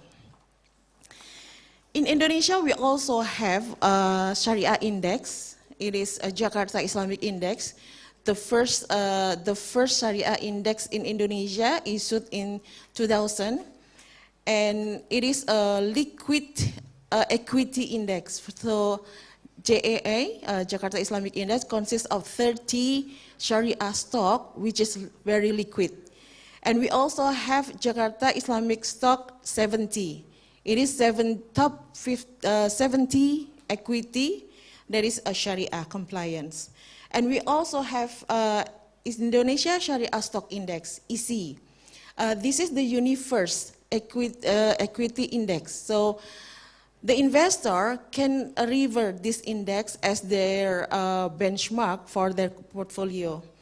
And we also have IDX MES BUMN 17.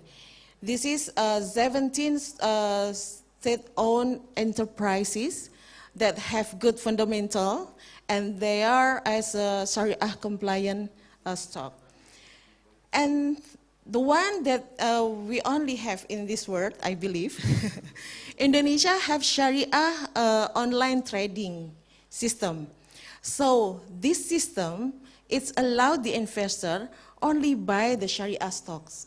So if you use this platform, when you buy a non-Sharia compliant stock, the system will stop your trading, and it will be informed that your stock is containing riba, some kind like that.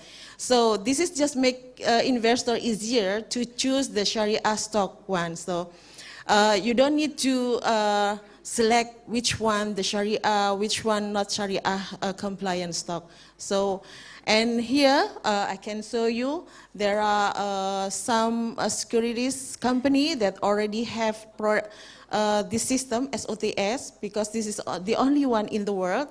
And you cannot do some prohibited transactions such as margin trading or short selling. You can use it for with this system. Next slide, please. And we now we talk about Islamic mutual fund. Until now, we have about 211 Sharia mutual fund, and you know, if we have a look this chart, in 2020, even though it was pandemic, the investors were increased. You know, so many millennials, usually they traveling, but due to pandemic, they don't go anywhere, and they just put their money for investment. So based on KSE data, most of the investors in 2020 are millennial. So they just shift their money from traveling to investing. But in 2020, the net AV of mutual fund decreased. Why? This is because the issuance of Cipta Kerja, Undang-Undang Cipta Kerja, in this law, the government just waived the tax for the hedge fund. Previously, hedge fund they have to pay the taxation, they have to pay the tax for the investment. That's why they invest to mutual fund. But since the issuance of Undang-Undang Cipta Kerja, the government just waived the tax for Hajj investment. So if they invest to sukuk or they invest to real sector, the government will not charge the tax. So that's why instead of investing through mutual fund, that may be a bit costly compared to if they invest to sukuk directly. So that's why in 2020, Hajj fund just redeem some of their fund from mutual fund and shift to direct investment to sukuk or other instrument. But we still optimistic that mutual fund industry will growth more in up next. Okay, so just we go through the strategy of OJK to develop how to link Islamic capital market to Waqf. I just tell you a bit about our program in this year. OJK realized that in Waqf, we know that Indonesia have a big potential of Waqf, but so many and a large lands of Waqf idle. Why? Because Nazir, they don't have enough funds to build facility on it. So that's why OJK realized this and cooperate with BWI. And we did a workshop series, and we also conducted business matching, just match the Nazir and Islamic capital market players, and we just give them workshop about Islamic capital market products. So we just expect that Nazir will know more about Islamic capital market that they can use. They can use it for funding instrument or investment instrument. And Alhamdulillah, for this project, there's some Nazir that they realize that they can use Islamic capital market products. And we just witnessed today, there's a launch of one of the sukuk link to Waqf, and also combining between commercial investment and Waqf. I think we can develop this more and more in the future, and we will encourage and also give capacity building for Nazir so they will know more about Islamic capital market product and how to issue this instrument to raise their fund. Okay, that's for me. Thank you. Okay, thank you very much, Mbak Din. Okay. Alhamdulillah, now we directly come to the Q&A session. And from the chat box, we have received 2 questions, one from Indonesia, one from Nigeria. But before we come to the chat box question, I will invite 1 or 2 questions from the audience. Yeah. Okay, you can raise your question in Indonesia or in English, because in the Zoom there is a translation into English. Yeah, that's the first. Ya, itu dulu. Yes, please. Yang ini, Pak.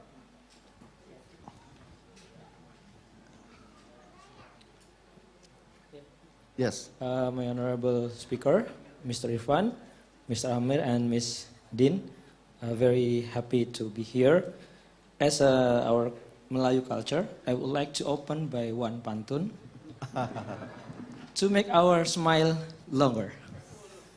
Jalan-jalan ke Malaysia. Cakep. Kurang Pak, saya ulangi lagi Pak. Oke. Biar seru. Jalan-jalan ke Malaysia. Cakep. Berkunjunglah ke Putrajaya. Berhitung 1, 2, 3. 1 pertanyaan Pak dari saya. Okay, now the question, yes. First of all, I would like to introduce myself. My name is Ryan. Came from Al-Azhar Waqf, or Waqf Al-Azhar, nearby JCC over there. I would like to asking about, how about your opinion, both of the speaker, if we can, Waqf fund can be more utilized if we connect it to a cooperative business model in order to encourage small medium enterprise or others cooperative business instead of we create the new private company. We thought there are similar spirit of Waqf and cooperative, sharing and strengthening economy. Because from the beginning of this event, always talking about private company, shares and others, but no one here talking about cooperative. But we think that cooperative more have high spirit and similar spirit with us in Waqf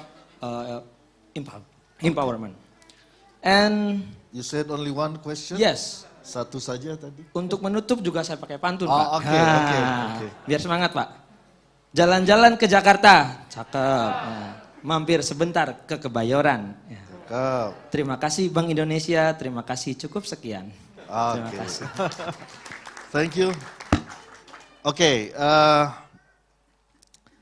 we have one more, the Secretary General, and then we have, we go to Zoom after this, who has raised hand? Yeah. Okay, yes, please. So we collect all the questions, yeah, and then we directly answer. Yes, Pak Zainal. Yes, it's back to almost 30 years ago that I went to Malaysia with almarhum Adi Sasono and Dr. Aris Mufti to learn about your PNBP. What we would like to have, that Indonesia will also establish the PNBP. But at last, we established PNM. The question is, what I found at that time, that when you are selling and buying shares for Bumiputra, it's really a very significant step by the government to increase shares of the Bumiputra in comparison to the non-Bumiputra. You sell and buy it by having counters like Teles counters. I don't know whether you are still doing that now. My question is, in receiving kas wakaf, do you have the same system that you establish, you build so many counter and people just freely come and then to give cash wakaf? Okay. That's my question. Okay. Thank you. Thank you very much, Prof. Zainal. We come to Zoom now.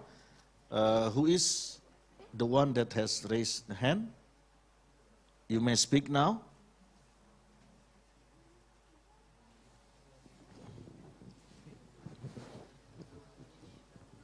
Can we hear? I cannot hear.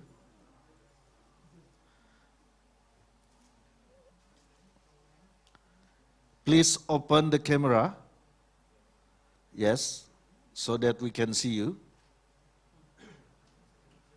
And start asking.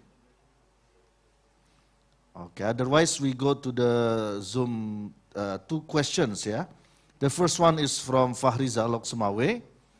So the question is on, to Prof. Amir, yeah, how to create the grand design of Zakat and Waqf implementation as a source of power to establish the welfare of Ummah through economic empowerment, as we are facing. Yeah. Okay, now, and the second question from Brother Bukhari Lawal from Sozecom, Nigeria.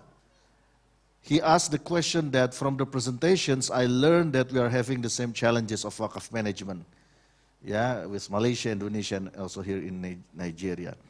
Is there any effort put in place by World Zakat and Waqf Forum to come up with one single Waqf policy that will address all challenges mentioned by the speakers?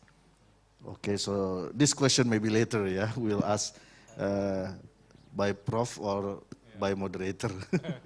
Okay, but now those who want to ask question directly from the Zoom, who has already raised their hand? No? Clear? Gak ada? Nggak jadi? Oke, nggak jadi. Baik. Okay, please, Prof. Amir, you may you may answer the question. Yes. I want to respond first to the question on the cash wakaf for cooperative. I think what our experience in Malaysia is how we mobilize wakaf fund to help the small or medium enterprises, the micro enterprises. Sekarang ni kita di Malaysia kita mengutip wakaf tunai, cash wakaf. Jadi bagaimana untuk membantu peniaga-peniaga yang kecil untuk mereka mengembangkan dia business. So we have actually masih sebenarnya di Malaysia pun masih lagi we try to find the most efficient way to help these small micro enterprises. Why? Because we understand from the Sharia point of view, the cash wakaf that we collected, we must preserve, we must protect. And then how, the issue is how we want to give this cash wakaf to the businesses where business is face challenges, they face risk. So for example, if we allocate, we distribute 10,000 USD to a small business. So how we want to make sure that they can return back this 10,000 USD or rupiah or whatever. So because as an administrator of Waqaf, we have to protect this capital. So either by Qadwa Hasan, yes, we can give this Qadwa Hasan, but how to make sure that the cash Waqaf will be returned the same amount that we give. So this is still in Malaysia we cannot find the best solution because there must be defaulter. For example, if we as an institution we distribute 1 million, maybe after 2 years or 3 years only 90% will be returned. So what happened to this 10%? So how to tackle these 10% issues? So this is what we try to by having takaful or zakat to top up the differences. Okay, because in business there is always risk. So we cannot say that there's no failure in business. So that what at this moment what we apply is that we give assistance by having by distributing asset to the businesses. For example, if the business needs or require machine, so we will purchase the machine by this cash wakaf, and then this cash wakaf converted into the machine, and then the machine will be considered as mawquf, and we will give the mawquf to the mawquf alaih, the beneficiaries. Means that if the business fail, still we have the machine as the asset of wakaf. So this is hopefully to answer your question. The next question is about what is the how we collect cash wakaf in Malaysia. Now a lot of or 90% of the collection of cash wakaf in Malaysia is through digital platform. We don't really have counters. We still open counters because some people want to see us physically, but only 10% of them come to us and really want to donate through physical. But most of the time, 90% our collection is come from digital platform. So that's why now we collaborate with all Sharia banking institutions as a platform or channel for them to give wakaf. The third question about how to have a grand design for this zakat and wakaf. In Malaysia, now we are planning a strategic plan for wakaf. Because we know at the moment this is our level, because our cash collection is about 50 million per year, 50 million ringgit per year. So in 10 years time, how we want to going to achieve 1 billion collection per year. So we need to have a strategic plan because this cannot happen only through doa. We need to plan. So that's why we need a strategic plan.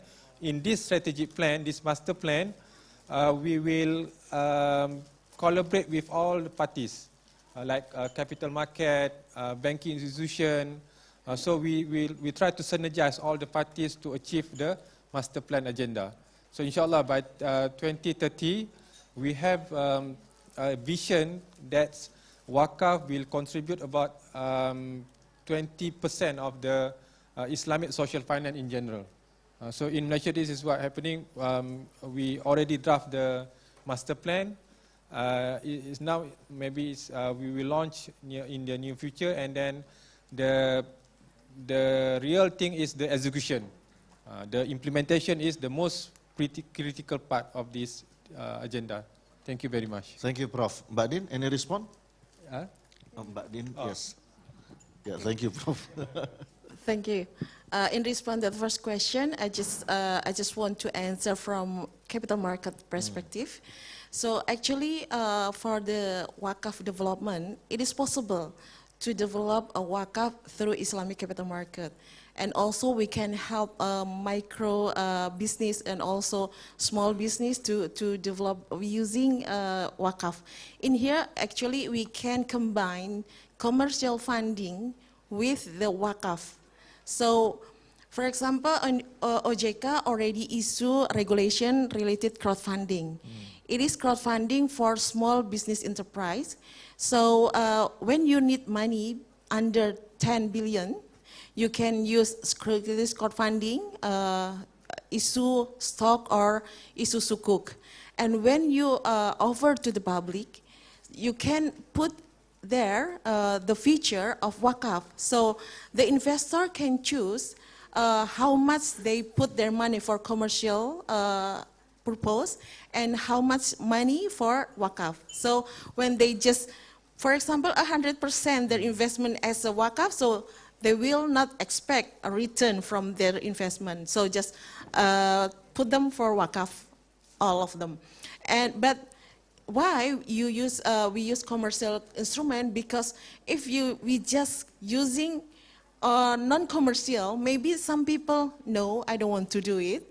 But you combine, okay, now especially millennials generation, they're beginning to focus on sustainability, and also they need new experience, especially new experience that give you social impact.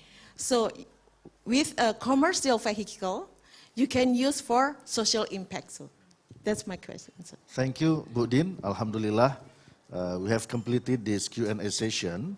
And for Brother Buhari's question, regarding the policy, let us start with the good Nazir governance, technical notes, because one very basic fundamental change that needs to be, improved is on good Nazir governance. I think we can start from that, and even now we have good Nazir governance index, so that we can measure the level of governance quality in our Waqf institution. I hope that answers your questions. Although I'm as moderator, but for this question, I think I have to answer briefly. And inshallah, all the technical notes documents will be available soon, within a few days, inshallah. I think before we end this first session, I would like to invite you to deliver the closing remark. Now started from Mbak Din first. Okay. Ladies first. Okay. We are, as a Muslim, we should build our awareness of paying Waqf. And please think about how the benefit of Waqf and also Zakat, not just for us in this world, and also for Jannah, right? So maybe we can shifting our mind now, invest for futures and for eternal. So using sukuk link Waqf or Islamic capital market product link Waqf will bring you to give Islamic value and also sustainability value. That's for me. Thank you. Thank you, Mbak Din. Now, Prof. Amir. Okay. In Malaysia, I just want to share that we are proud that our Zakat management has been achieved. We achieved quite a certain good level, especially in terms of the collection, because for a 30 million Muslim population for Malaysia, we managed to collect about 800 million USD per year. 3 billion ringgit in Malaysia. So this is quite achievement for Malaysia in terms of the collection. But we need to improve in terms of the distribution, how the distribution of zakat can evaluate the poverty in Malaysia. But for Waqf, I think this is the area that in Malaysia we will improve. So our Waqf will complement the zakat fund. So when these two powerful instruments in Islamic social finance will be developed, I think we can see that we can a lot of things that we can improve for our society when zakat and Waqf really managed very well in our country. So I hope that similarly in Malaysia, you have actually more than Malaysia in terms of the wealth in this country. Many people, many rich people actually more than in Malaysia. But how we want to redistribute the wealth evenly and equally, that's the issue. Okay, thank you very much, Prof. Amir. And let us give applause again to our honorable speakers. And unfortunately, because of the time limitation, we have to complete this session. And I think from the insightful presentations from both of the speakers, we can learn a lot. And we see that the future of Zakat and Waqf are very promising. And we have to take part in this effort to optimize the potential of Zakat and Waqf. By that, I end this session. Wassalamualaikum warahmatullahi wabarakatuh, and back to our MC. Thank you. Waalaikumsalam warahmatullahi wabarakatuh. Thank you, our panel.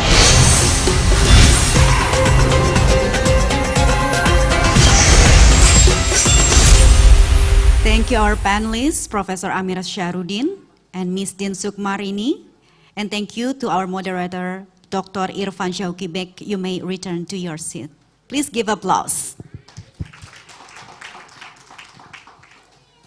Excellencies, ladies and gentlemen, we have seen the discussion about sustainable endowment fund investment and development of Islamic capital market in Indonesia.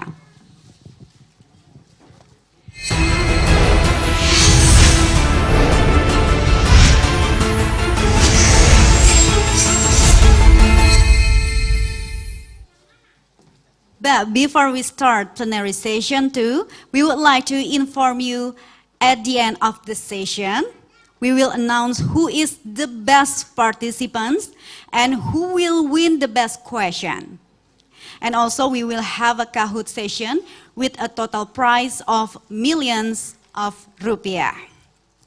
Ladies and gentlemen, we are about to start plenary session 2, acceleration of good governance and digitalization to encourage Islamic social finance inclusion, with our moderator from Director Waqf Center for Indonesian Development and Studies. Without further ado, please welcome Dr. Lisa Listiana.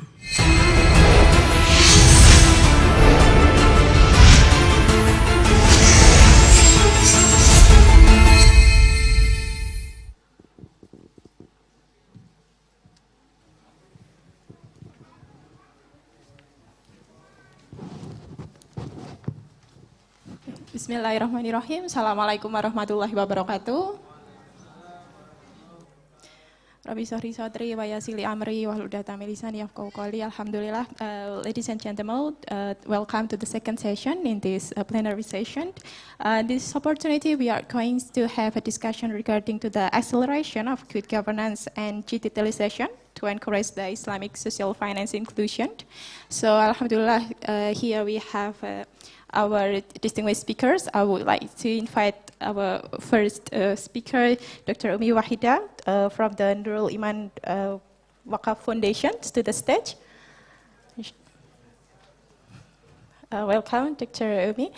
And the other speaker, inshallah, will be joining later online. So later we are going to check whether the other speaker are ready to join us here in the Zoom platform. So, alhamdulillah, for the first session, we already had insight from regarding to the experience in the Malaysia and also the development of the capital market, Islamic capital market, and how it can promote the Waqf, and especially with the launching of the Waqf Festasi today.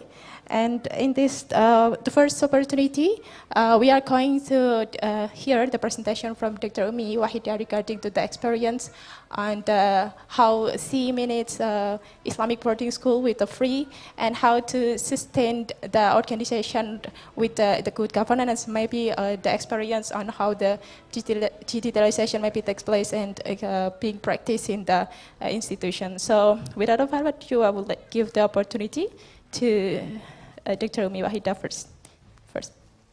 Bismillahirrahmanirrahim. Assalamualaikum warahmatullahi wabarakatuh. Alhamdulillahirabbil alamin wassalatu wassalamu ala asyrafil anbiya'i wal mursalin wa ala alihi wa sahbihi wasallim ajmain. Before I start my presentation, maybe we can put on the video profile of my Islamic boarding school, how I applied the Waqf from the assets that my late husband left me. The assets are like 200 hectares of rice fields, and we now have a rice factory too, as well as a coal mine and a coffee plantation, as well as a timber business. How from 25 business units I can increase to 59 business units, and how I feed, take care and educate 15,000 children from early childhood education until university, and how I get them married later on. Please, can we turn on the video profile? Thank you so much.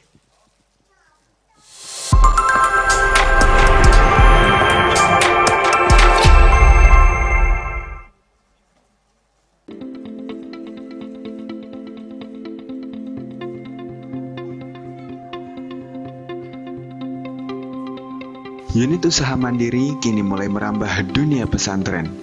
Pesantren yang dulunya bernotaben pendidikan agama dan akhlak telah mencoba reposisi ke dalam dunia bisnis yang menyebabkan peralihan paradigma masyarakat tentang sisi pesantren. Yayasan Al-Asriyah Nurul Iman Islamic Boarding School merupakan pesantren mandiri dengan berbasis industri, telah menunjukkan keberhasilannya dalam menjaga eksistensinya sebagai pesantren modern yang mampu menjawab tantangan zaman.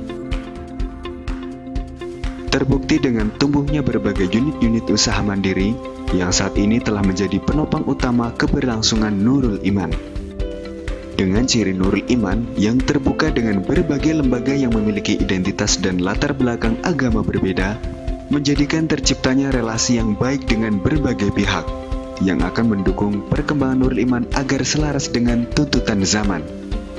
Selain ekonomi bisnis, perkembangan digitalisasi pun juga turut tumbuh di Nurul Iman, yang telah berdampingan dengan corak kehidupan pesantrennya, mulai dari mengelola keuangan dengan sistem financial technology yang mendorong santrinya untuk melakukan transaksi dengan non-tunai, sampai dengan pelatihan animasi yang langsung dipandu dan disponsori oleh Kementerian Perindustrian Republik Indonesia. Saya senang sekali juga industri dengan pondok pesantren.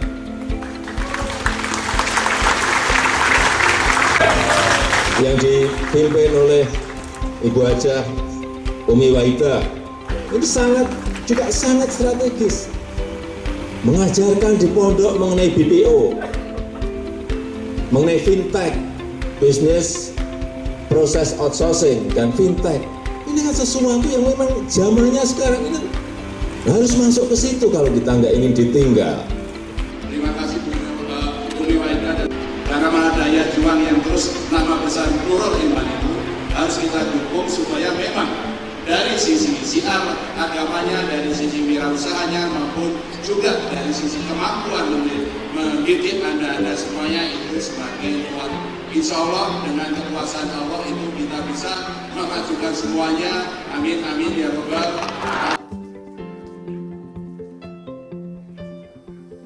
Thank you so much. Can we turn on the slides, please?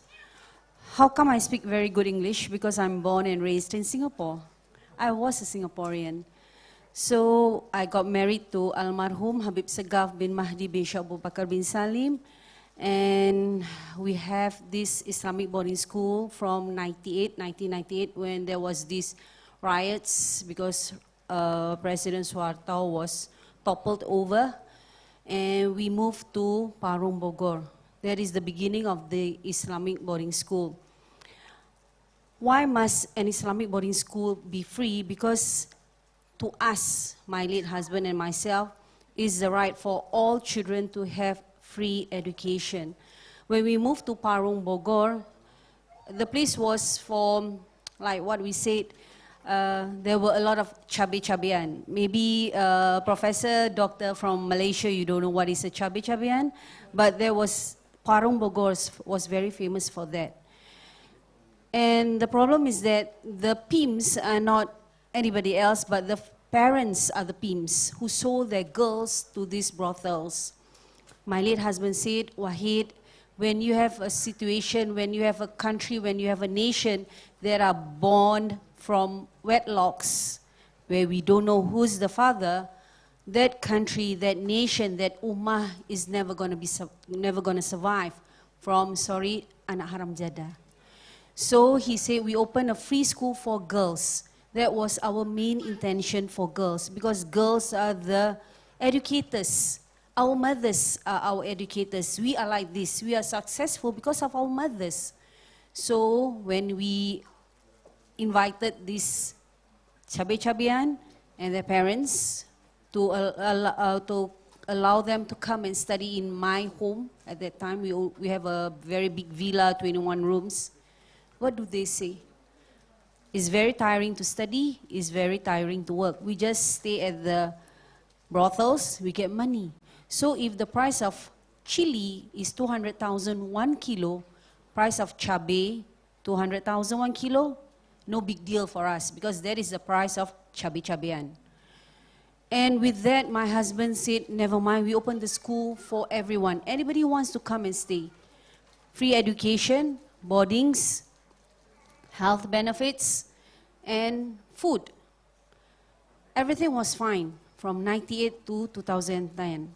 Professor just now said, because my husband is an ulama, whatever he say, people believe. We have a lot of donations from all races, from all religions.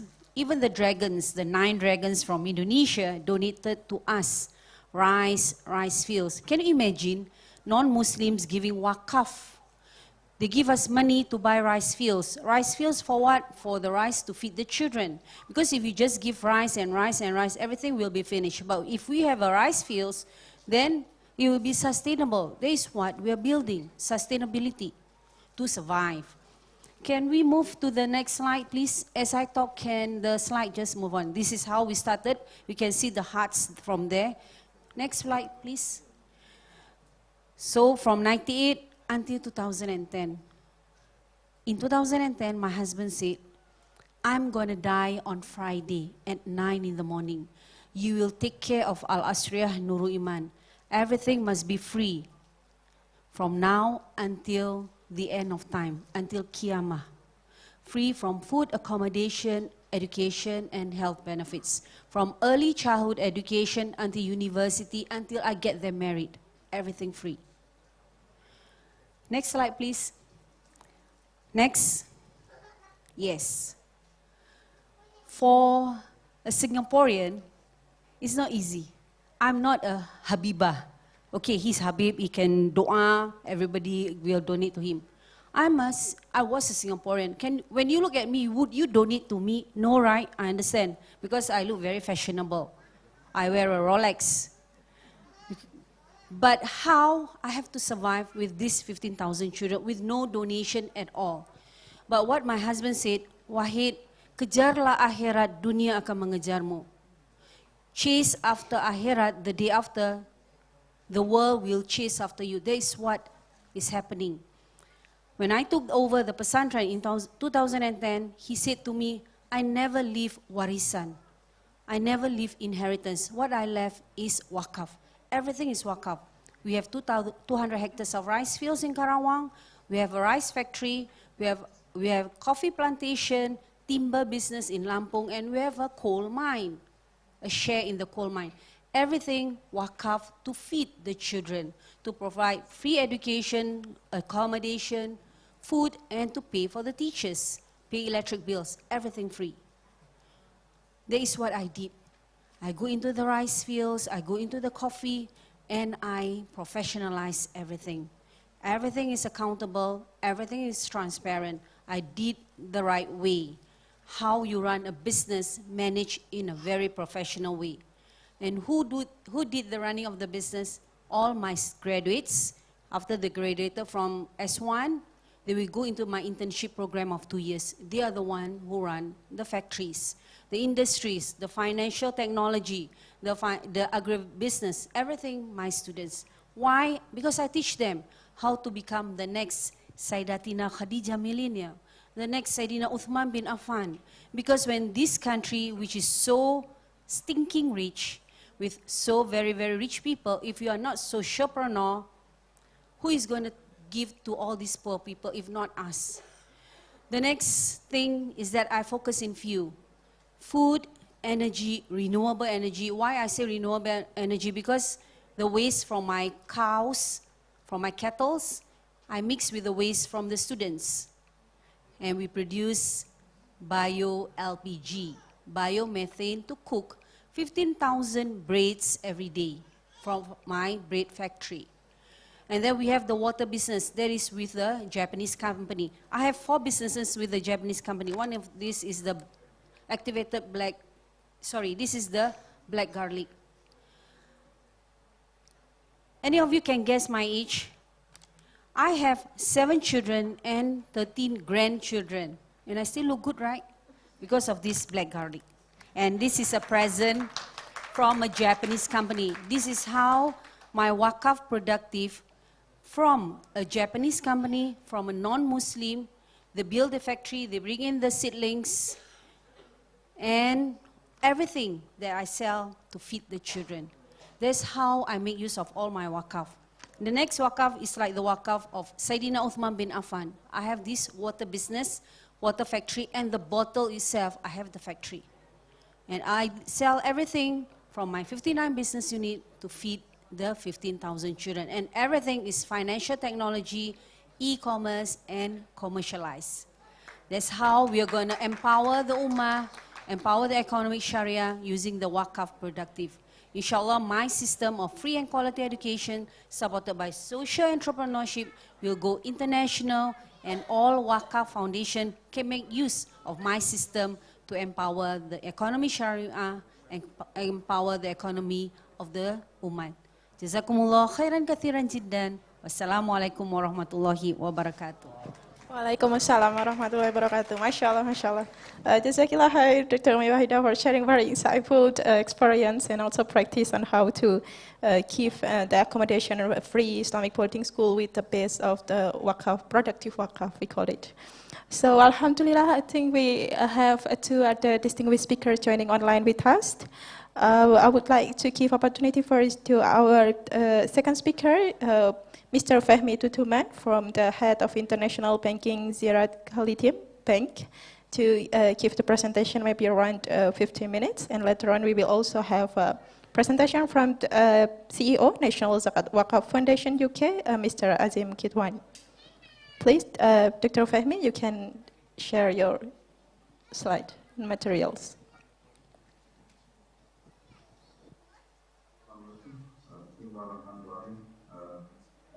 Thank the Bank of Indonesia for organizing such a beautiful event and for the kind invitation that I received to participate and share my thoughts on the Islamic finance industry. Despite the fact that the event is more on the Waqf side, I'm here to share my thoughts on the of the Islamic finance industry in Turkey. Of course, we have also a long history with respect to Waqfs and foundations, mostly dating back to the times of Seljuk and also the Ottoman times. And also we have already banks, Islamic banks and also conventional banks, who are under the umbrella of the General Directorate of Relations of Turkey. Those Waqfs, they are the Waqfs who are within the business of the historical Waqfs of Turkey, namely Sultan Beyazıt II Waqf, Mahmud the first Waqf, Sultan Mahmud II.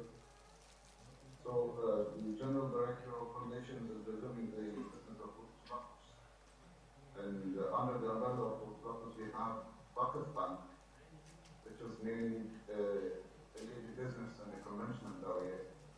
And also we have Waqf Academy, which is Waqf Islamic Bank, which is the second state-owned Islamic bank established in Turkey back in 2007. Now talking about Zakat, about our institution,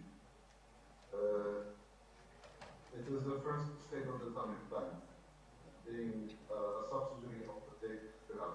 Now Zakat Bank, talking about Zakat Bank itself, Zakat Bank has a history of over 150 years, which was first established back in 1863 by the means of homeland funds.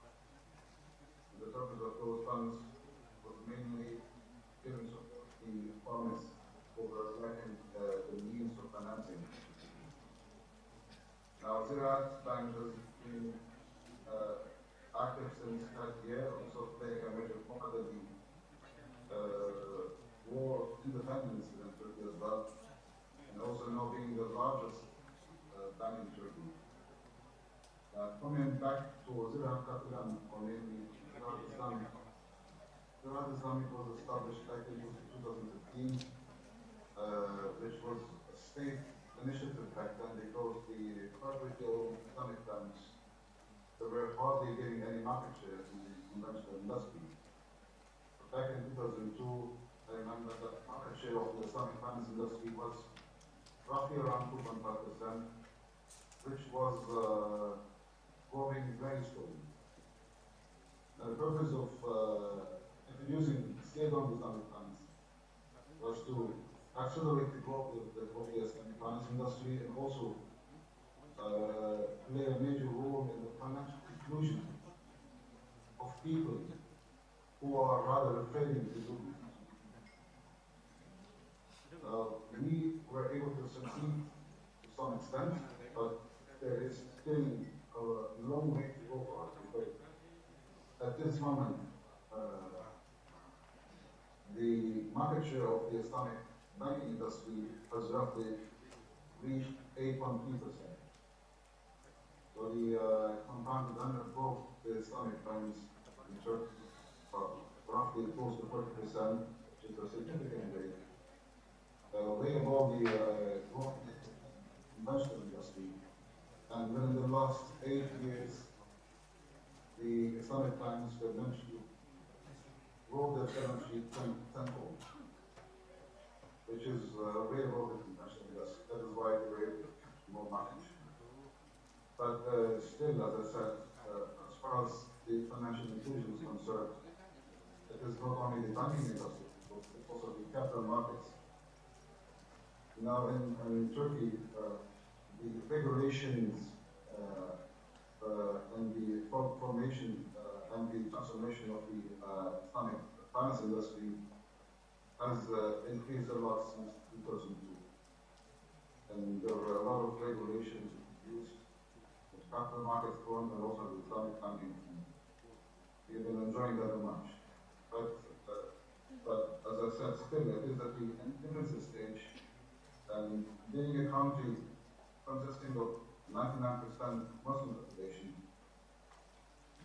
and having 8% market share in the conventional banking sector means that we are still way behind the target. And Zakat Capital started fund in 2000. With a history of 7 years only, managed to reach approximately $10 billion of assets. We have 6 Islamic banks in Turkey, and Zakat is the second largest.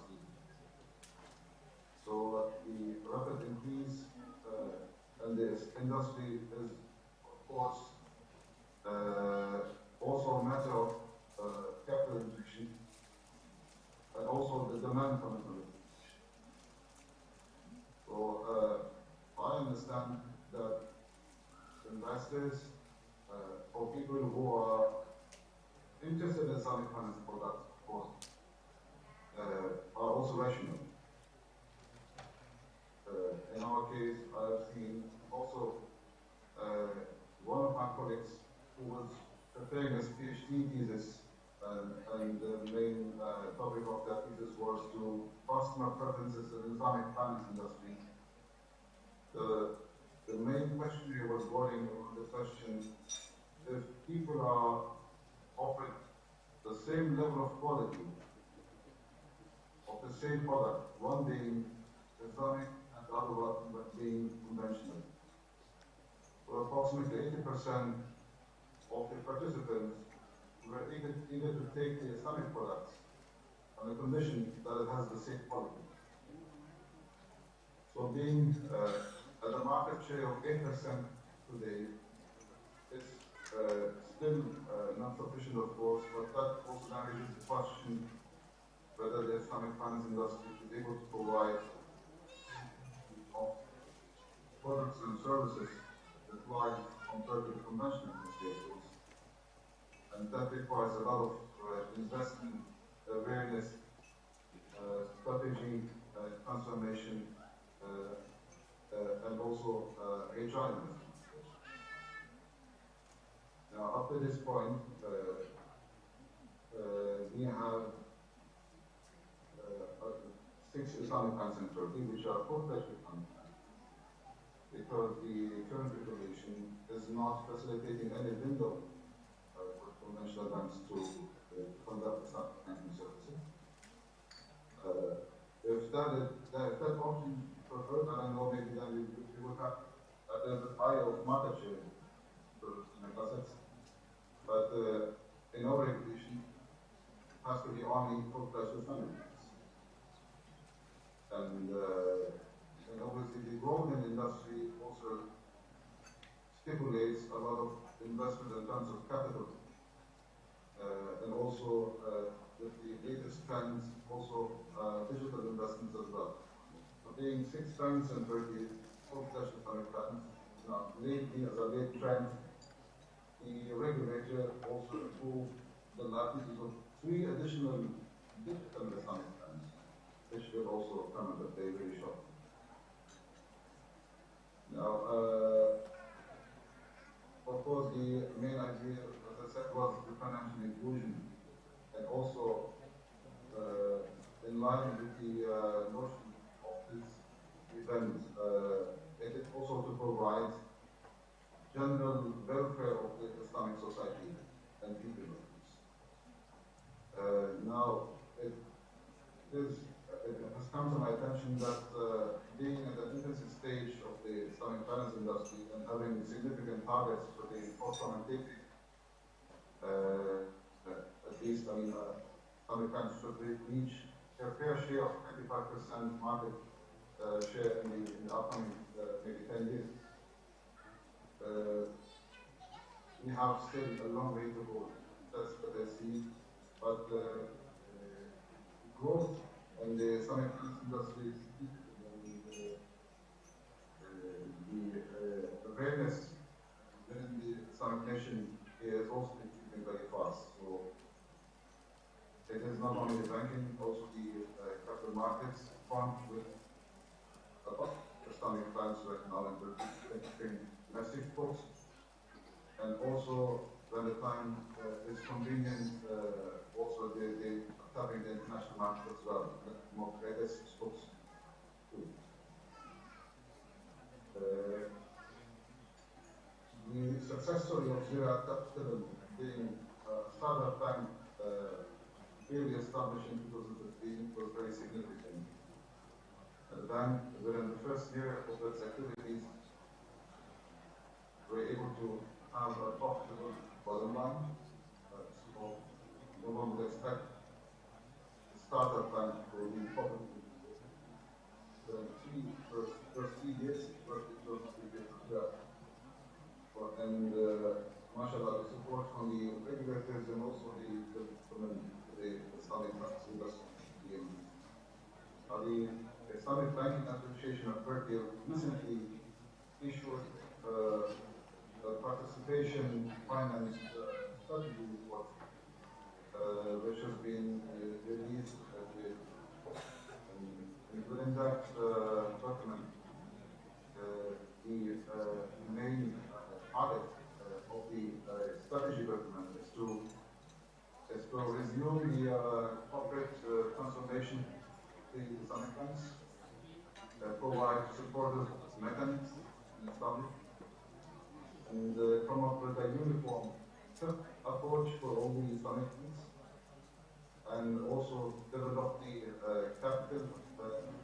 human capital of the banks, and also increase the awareness within the nation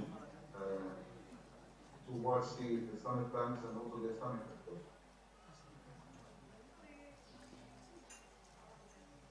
So I believe that was pretty much developed that I would like to express here. And thank you very much again. Thank you very much, Mr. Fehmi, for sharing with us the experience of the Ziraat Kalidim Bank in Turkey and how from its development until today as one of the participating bank in Turkey. Next, we are going to hear the experience from the Zakat, National Zakat Foundation in UK. Here we have Mr. Azim Kitwai to share with us maybe from the good governance aspect. You may share with us your experience of your institution. Thank you.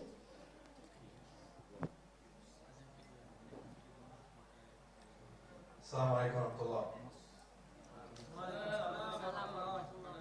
Can you hear me okay? Yes. Yeah, I'd just like to share my screen.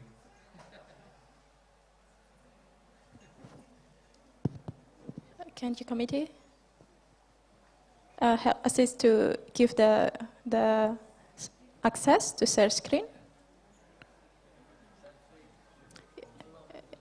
Maybe you can try. I'm trying. It says, Still not yet? Maybe. The speaker would like to share.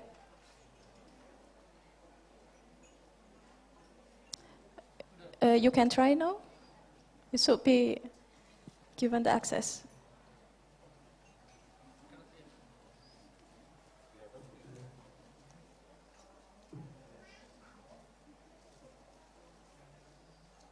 Sudah ada? In the Zoom, we have not. You haven't seen your slide?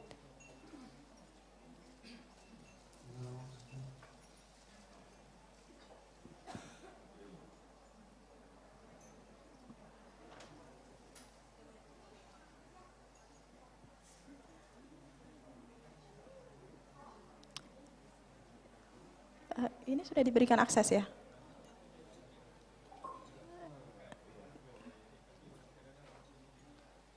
What is the notification in your desktop?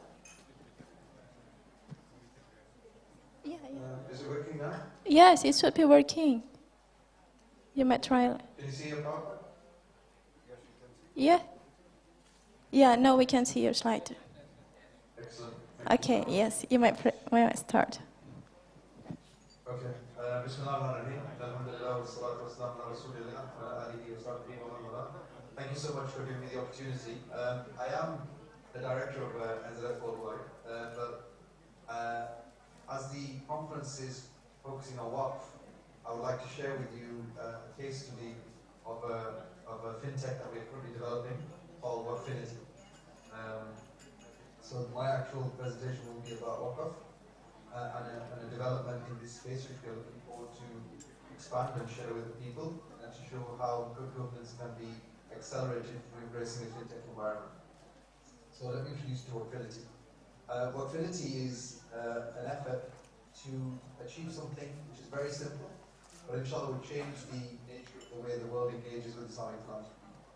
Waqf, as we all know as a term, is the endowing of wealth in the name of God, and infinity is something that we believe and we know will last forever. So the name is coined by bringing together the idea of Waqf in the Arabic language and infinity in the English language to bring together the two worlds of philanthropy, that which we see as proven, long-established Islamic philanthropy, and then embracing kind of Western user experience expectations that are currently prevailing in the world today. Our idea is simple: to give now, benefit forever, and our vision is very clear that we want to ensure that there can be a Waqf in every pocket, a Waqf in every pocket. So we're building a digital endowment platform which allows every single person to establish a Waqf. We heard from our wonderful speaker earlier about the case study of this Nur al-Iman Waqf, which is clearly something that we should all be very proud of as believers across the world, not just because of the wonderful leadership that we see coming from that endowment, but the fact that we see where there's wealthy people making an effort to redistribute the wealth and to actually put that wealth to best use. But often we look at Waqf that this is something left for only the wealthy people. At Waqfinity, we're trying to change that. At Waqfinity, we're trying to create the means by which anyone can have a Waqf. If you want to donate 100 rupiah, 1 million rupiah, 1 billion rupiah, whatever it is your interest is, you should be able to do that on a platform, because we know from our Islamic tradition that Allah doesn't look at the amount that's given, He gives us the proportion that's given. So for example, if a millionaire is to give, let's say somebody that's worth $1 billion gives $1 million in charity, that may seem a lot of money, but if somebody that only had $100 gave $50, this would be a lot more in the sight of Allah, even though the amount is so much smaller. So what Waqfinity does is it's an effort to democratize Waqf, to allow the average person to participate alongside the wealthy people. Almost look at this, I guess, a little bit like that Hajj of Waqf, where we bring together people of different types of economic standing, and they stand equally in the sight of God, and only the proportion which they're giving is what will determine their standing. So this is our effort to revive this tradition of Waqf, but in a more contemporary and digital way, and embracing technology, allowing millions of people to participate at the same time. We believe that through Waqf, Islam can be better understood and advance the positive role of Muslims in civil society. This is really important globally. So we're based out of the UK, obviously we live as a minority here of around 5%. They're opposite to our brother who mentioned from Turkey, where Muslims are a majority of 95%. But we can see that wherever we go, it's important to be able to articulate the value of Islam to society, so that those people who are yet to reach, who Islam is yet to touch, that they're able to see the benefit that this wonderful religion brings. And that's our effort at the moment. We've established in the UK, and we are now looking at how we can bring this technology platform to working partners across the globe, so that they can do the same with their Waqf. We have a Waqf here which is relatively small, a few $1 million. But what we want to do is work with other Waqf around the world so that they can enable other people to participate in their Waqf. So for example, like we just heard in the first address, wouldn't it be wonderful to see, like we've seen the great circular approach that's been taken by Nur al-Iman, wouldn't it be wonderful to see those children that benefit from the Waqf, that when they finish university, they also open a Waqf on Waqfinity, and that goes back into Nur al-Iman. That's a very easy solution for us. So how it works is we maintain donations to the payment platforms. Like our brother from Turkey just mentioned, it looks like a kind of mobile banking type approach, which is clearly making big changes across the world. But what we're trying to do is challenge some key issues with the charity today, because what we see generally in charitable foundations, especially there's a lack of transparency. Things are very transactional, like you just give a one-off, like there may be a flood, you make it to that, there may be a drought, you make it to that.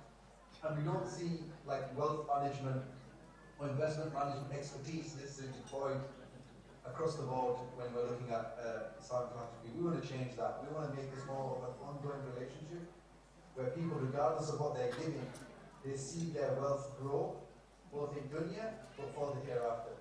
And this is really important for us. So the best example I can give you is that we see our work of the Waqif that are engaged now in our system as mentors. We're part of a community.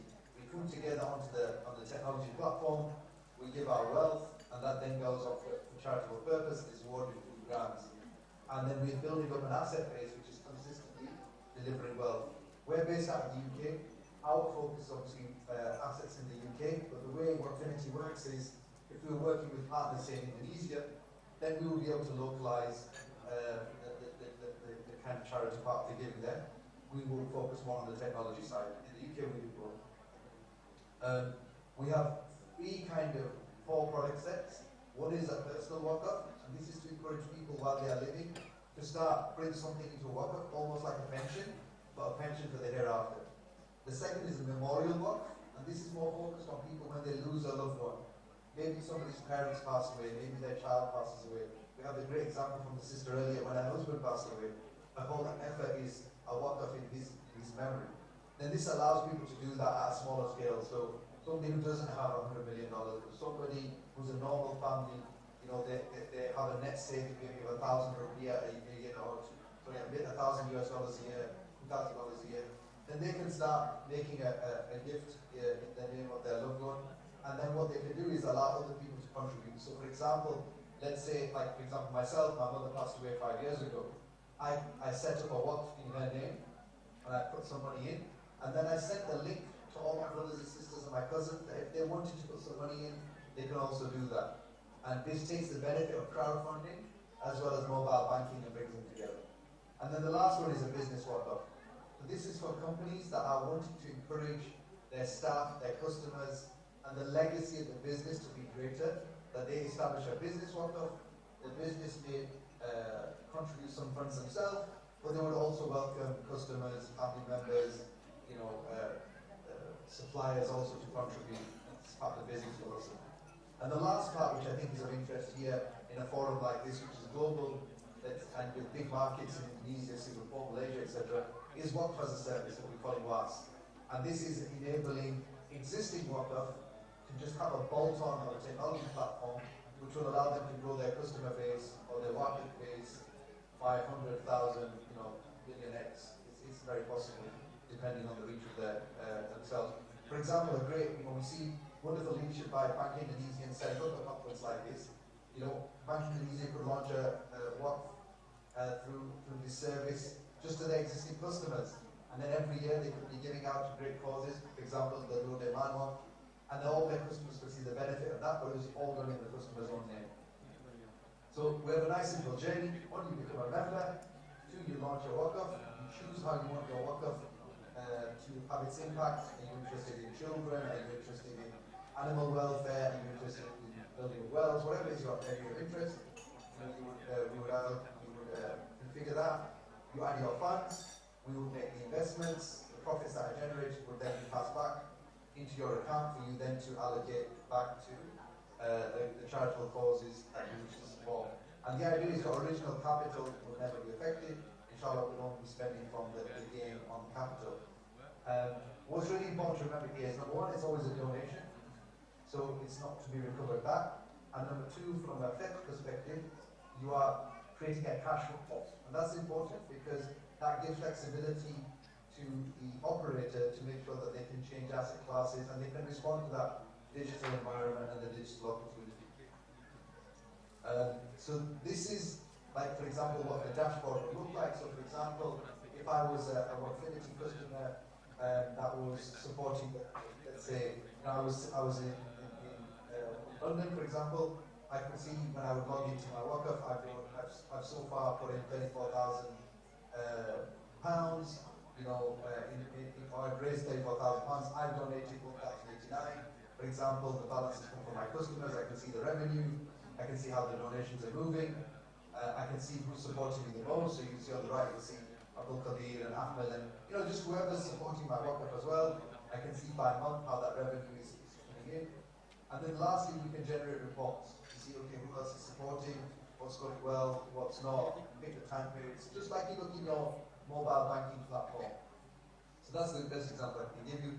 And just lastly, I'm saying we're currently now, we're looking at, coming into Asia. Our focus is identifying great partners that want to digitize, that want to put a Waqf in every pocket in the country. We welcome engagement from, the banks, the Waqfs, the Islamic authorities that are wanting to look at this philosophically. That in a country like Indonesia, where it has, obviously has a vast Muslim majority, but it has different communities. How do we show everyone the value of this strong Islamic tradition established by Uthman radiallahu anhu when he was, given the opportunity by Muhammad sallallahu to respond to the needs of the Muslims and their need for water in Medina, and he took the opportunity.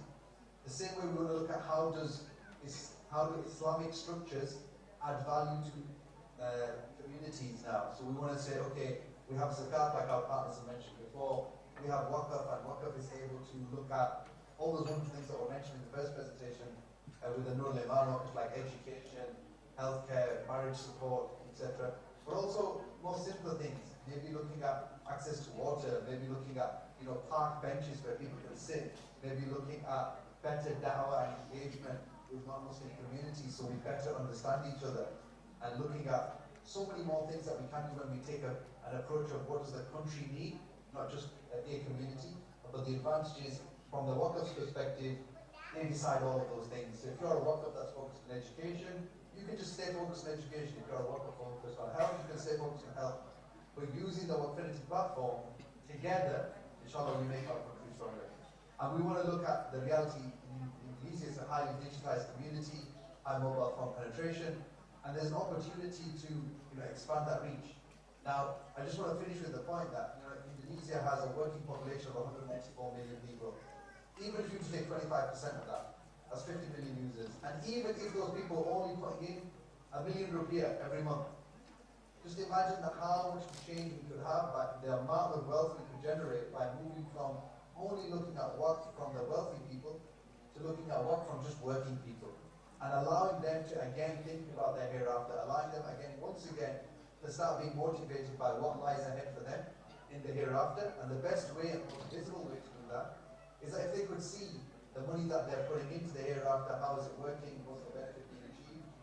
And I think this is something that we should all think about, because the reality is Allah subhanahu wa ta'ala in the Quran, He reminds us of many things to motivate us of the hereafter, which are actually quite material things, like women, like jewels, like property, like rivers of honey and milk. So Allah subhanahu wa ta'ala recognizes the human soul is motivated by material gain. And what we're trying to do here is follow that tradition that has been clear to us in our scripture, but allowing people to see the financial wealth that they're putting forward in the hereafter and watch it grow. So that inshallah when they move over to the other side and they see Allah subhanahu wa ta'ala, they will be proud to see that they had a Waqf account, they had a Waqfinity account, and it would show them how their wealth has emerged and what it's done. And I don't know if it's appropriate in this forum of how questions will work, but that's my presentation. I'm happy to accept any questions. Okay, thank you so much, Mr. Azim, for sharing with us the idea about the Waqfinity and also the business model of the Waqfinity. We are going to have a question and answer session. We have two questions in the Zoom, but I would like to give opportunity here. Okay, Prof. Amir.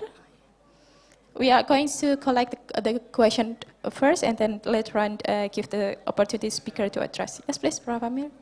Thank you very much for the three interesting presentation. But I would like to ask for our first presenter, because I know that this is Waqf Productive, and to operate this Waqf Productive is very challenging.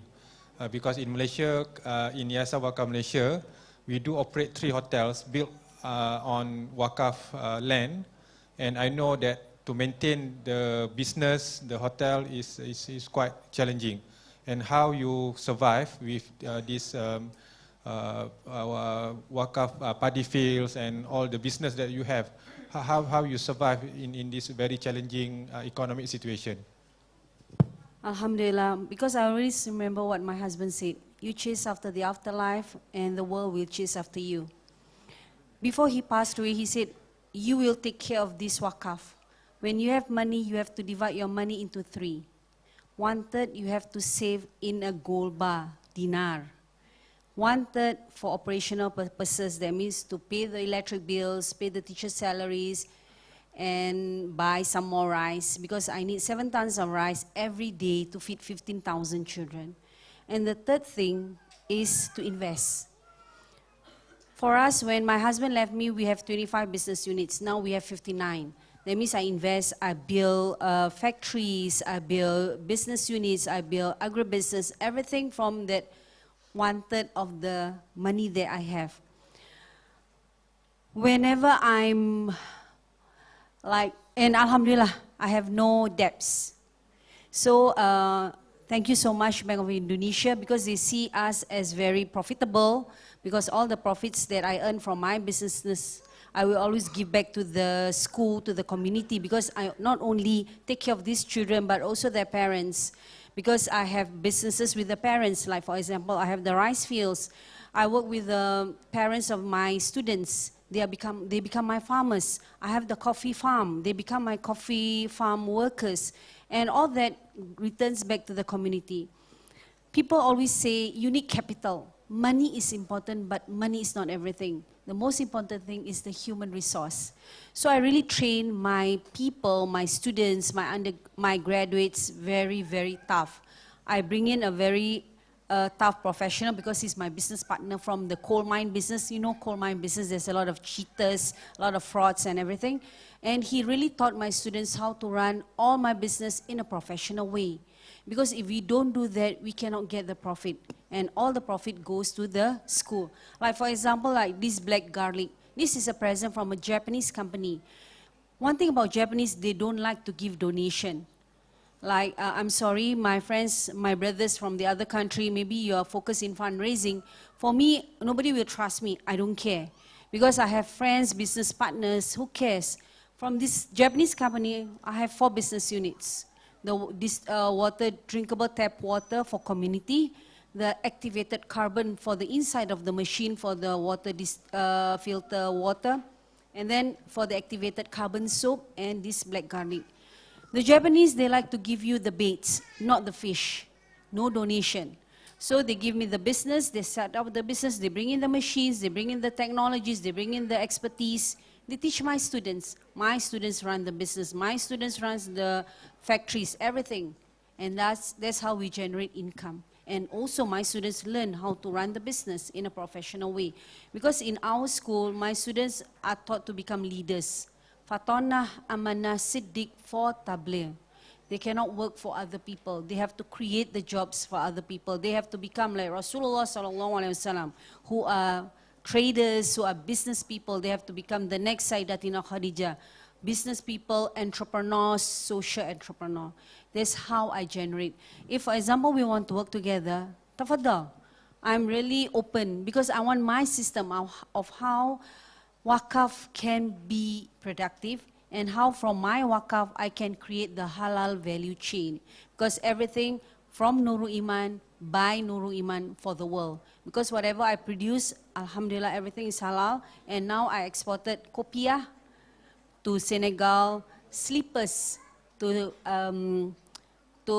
Nigeria, black garlic to Singapore, Malaysia, Brunei, and Dubai. And that's how I maintain the Waqf production, for the Waqf to be productive. So if, for example, we can discuss later how we have to make it professional, accountable, and transparent. Thank you so much. Thank you so much, Dr. Amir Haidar. So the key is about the human resources, and you involve the graduates from the Islamic boarding school to involve in the industry. Okay, anyone? Already raised your hand, I think. Because of the time limitation, I think. Okay, we can make the question short, yeah? Please, Pak Ryan. Pak Ryan first. Oh, okay. Bismillahirrahmanirrahim. Assalamualaikum warahmatullahi wabarakatuh. Saya Arida Harahap, Umi. Mungkin Umi udah sering pernah jumpa juga di Sumatera Utara dulu. Jadi belakangan ini tuh saya sedang coba meneliti gimana pesantren-pesantren yang base-nya on Waqf itu bisa berkembang secara besar gitu ya, Umi.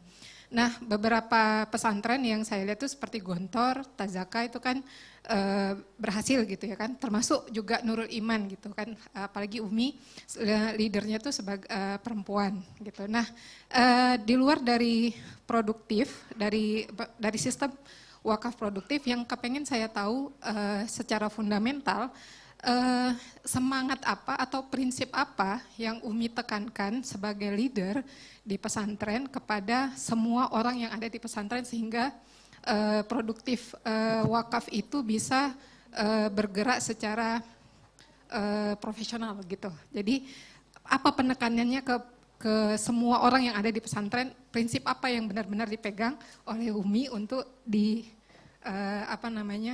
ditularkan gitu ke anak-anak didik dan semua human resource yang ada di pesantren.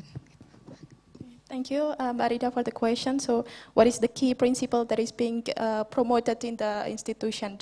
We are going to collect the question first. So, Pak Ryan, please, you may ask. Terima kasih, ini nggak pantun Pak, jangan ditungguin. Oke, yang pertama pertanyaan untuk Umi. It's so hard to build your optimism at the beginning of your journey to lead and feed people, so many students in your pesantren. So, yeah, I'm very impressed, but I'm so curious. How do you do, or what are you doing when your first step, you take the lead and build your optimism to handle the operation of the school and others Waqaf institution, because it's so hard for me, and I'm impressed because you're really amazing for me. And for another speaker in Turkey or other country, I have one question. What do you think, or what your opinions to alleviate or the minimum literacy Waqaf in our prospectus donor or our young generation, because we are very believe that our market today for Waqaf is for mature people about 40 years, maybe 40 years old, and we still don't have idea to increase the literacy of Waqaf, and then the spirit or the encourage to donation or to pay Waqaf or to giving Waqaf is increasing. Thank you very much. Thank you so much, Pak Ryan. So I would like also read the question they already posted in the Zoom from Pak Buhari Lawal to Umi. He asked about how do you manage the school with the 15, maybe a similar question with Pak Ryan, especially during the pandemics. And the second, do you give a scholarship to the student to study abroad so that they can also learn from the country? Maybe Umi can address the three questions from Mbak Arida, Pak Ryan, and also from Pak Buhari Lawal, and then later on the other speakers to address. Okay, thank you so much. The first thing is that how I instill the students to become the next Sayyidatina Khadijah millennial and the next Sayyidina Uthman bin Affan. Because I always tell my students that I do this is not because I can do it or because I have no choice. Because actually the next choice is when my husband passed away in 2010, I can just leave Indonesia because this is not my born country, not my birth country. I can just go back to Singapore. And when Pak Ryan said that you are impressed how I started everything, because I started everything with debts. When my husband passed away, he didn't leave me. The school left me with more than 1 billion rupiah of rice debts, 500 million rupiah of kitab debts. 3 months the teachers haven't been paid, no salary, and 3 months I haven't paid the electric bills. Because why? When my husband passed away, I didn't know how to manage this Waqaf, all this wealth. That's why I say money is important, but money is not everything. And I cannot sell the Waqafs, cannot sell the land, cannot sell the assets, I cannot sell the factories. What can I sell? I sell my Jaguars, my 2 Jaguars, my Pajero, my Ford cars. I sell my jewelries, I sell my diamonds, everything to pay for the to pay for the debts. That's why every time, like, sorry to say, it's not that I'm boastful or arrogant, like the Islamic Islamic Development Bank, a lot of Waqaf institution or a lot of Islamic social institution, they come to me, Umi, do you need funds as donation?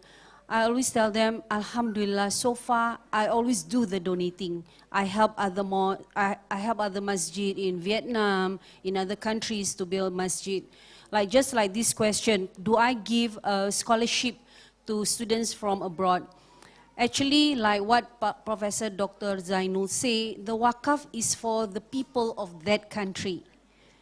That means for Indonesian. Even though I'm Singaporean, I don't give my Waqf to Singaporeans because I know they are very rich.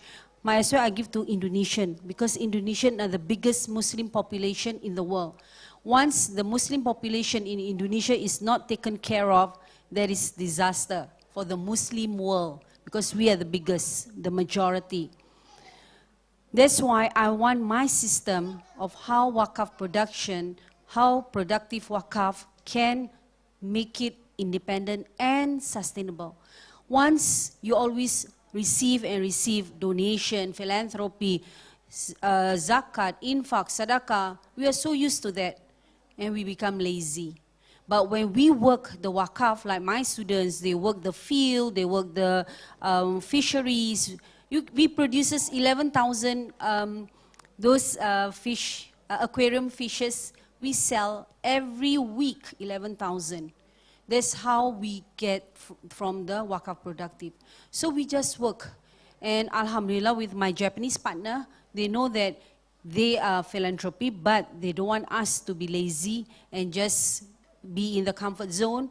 They give us factories, how we work, how we teach. Because in factories, it's not easy. We have to know the ergonomics of the factory. We have to know the health, safety environment of the factory, because this is a factory. 15,000 braids every day. This is black garlic, activated black carbon. Everything is in the industry, and we know industry how dangerous when we don't understand the know-how, the ergonomics. So, like for example, I cannot give scholarship to foreigners, but I allow. Like for example, refugees, they want to come and study in my school, Alhamdulillah, I will take in. Any students who want to come to my school, I will allow them, because once they are orphans, it is fardu kifayah. So if we don't take care of these orphans, then we are all together berdosa. So, and I want my system to go international, to go to United Kingdom, Turkey, to Malaysia, Alhamdulillah. Take advantage of this system. I will teach, I will share my knowledge. And this knowledge is not only for the Muslims, it's for everyone and everybody. Because why? Education is the rights for all children. Once we don't get education, we cannot do the social engineering. We cannot jump the ladder. We cannot go up. We will always stay poor. And once we are poor, we will create the domino effect again. Poor, criminal, everything. And we must remember, when we are poor, kemiskinan mendekati kekafiran. We will become, naudzubillah min dzalik, murtad. That is my answer. Thank you. Inshallah. Thank you so much, Dr. Umi. We also had I think, additional question in the Zoom, but it is similar with what Pak Ryan asked to Mr. Azim and also Mr. Fahmi regarding to the how to promoting the literacy and also awareness for the society to take more involvement in the Waqf. Maybe Mr. Fahmi, you are going to share first the experience in Turkey on how to promoting Waqf there, and also later Mr. Azim. Please, Mr. Fahmi. Thank you very much. Now, looking into the funding mechanics of Waqfs, so it is mainly like initial capital invested at the outset of the Waqf, and that capital is then being carefully managed by the managers of the Waqf. Then in many cases, it is either an investment made through that capital to different tools and means where you receive an adequate return to ensure the strategy and aim of the staff. That is one thing. And then the other scenario would be, of course, just like the one that we just witnessed by the Nurul Iman, where we are running a proper business, and taking care of the business means then that you ensure is alive and sustainable. I mean, as per their strategy, of course. Now, the impact of the is one major point where to see and create the awareness, make further donations to the Waqf. But my personal belief that no Waqf should solely depend on further donations. So there is a portfolio to be managed, and that portfolio should be managed carefully. If it is only capital to be invested into financial tools, but if it is a business, of course, it should be proper up and running business and carefully managed, like the lady just showed us. This beautiful organization, very prudent and careful management is required, of course. So in order for us to create the awareness, first we should see that the term already involves do a proper work, and that people should see the outcome. Like in this case, that we are very much moved by the activities of this law, and seeing that the benefits provided to all those people is very much evident. So it is a proactive approach, of course, creating the awareness among people, and also it is the Waqf itself, the activities and the success of the Waqf itself to attract more donation. Okay, thank you, Mr. Fehmi, for sharing with us. So it is important to keep the good portfolio and also to show the benefit, the social economic impact to the society. Mr. Azim, do you have any other insight to how to promoting the involvement, participation of the society to Waqf? Yeah, I think the key thing is to make it easy as possible.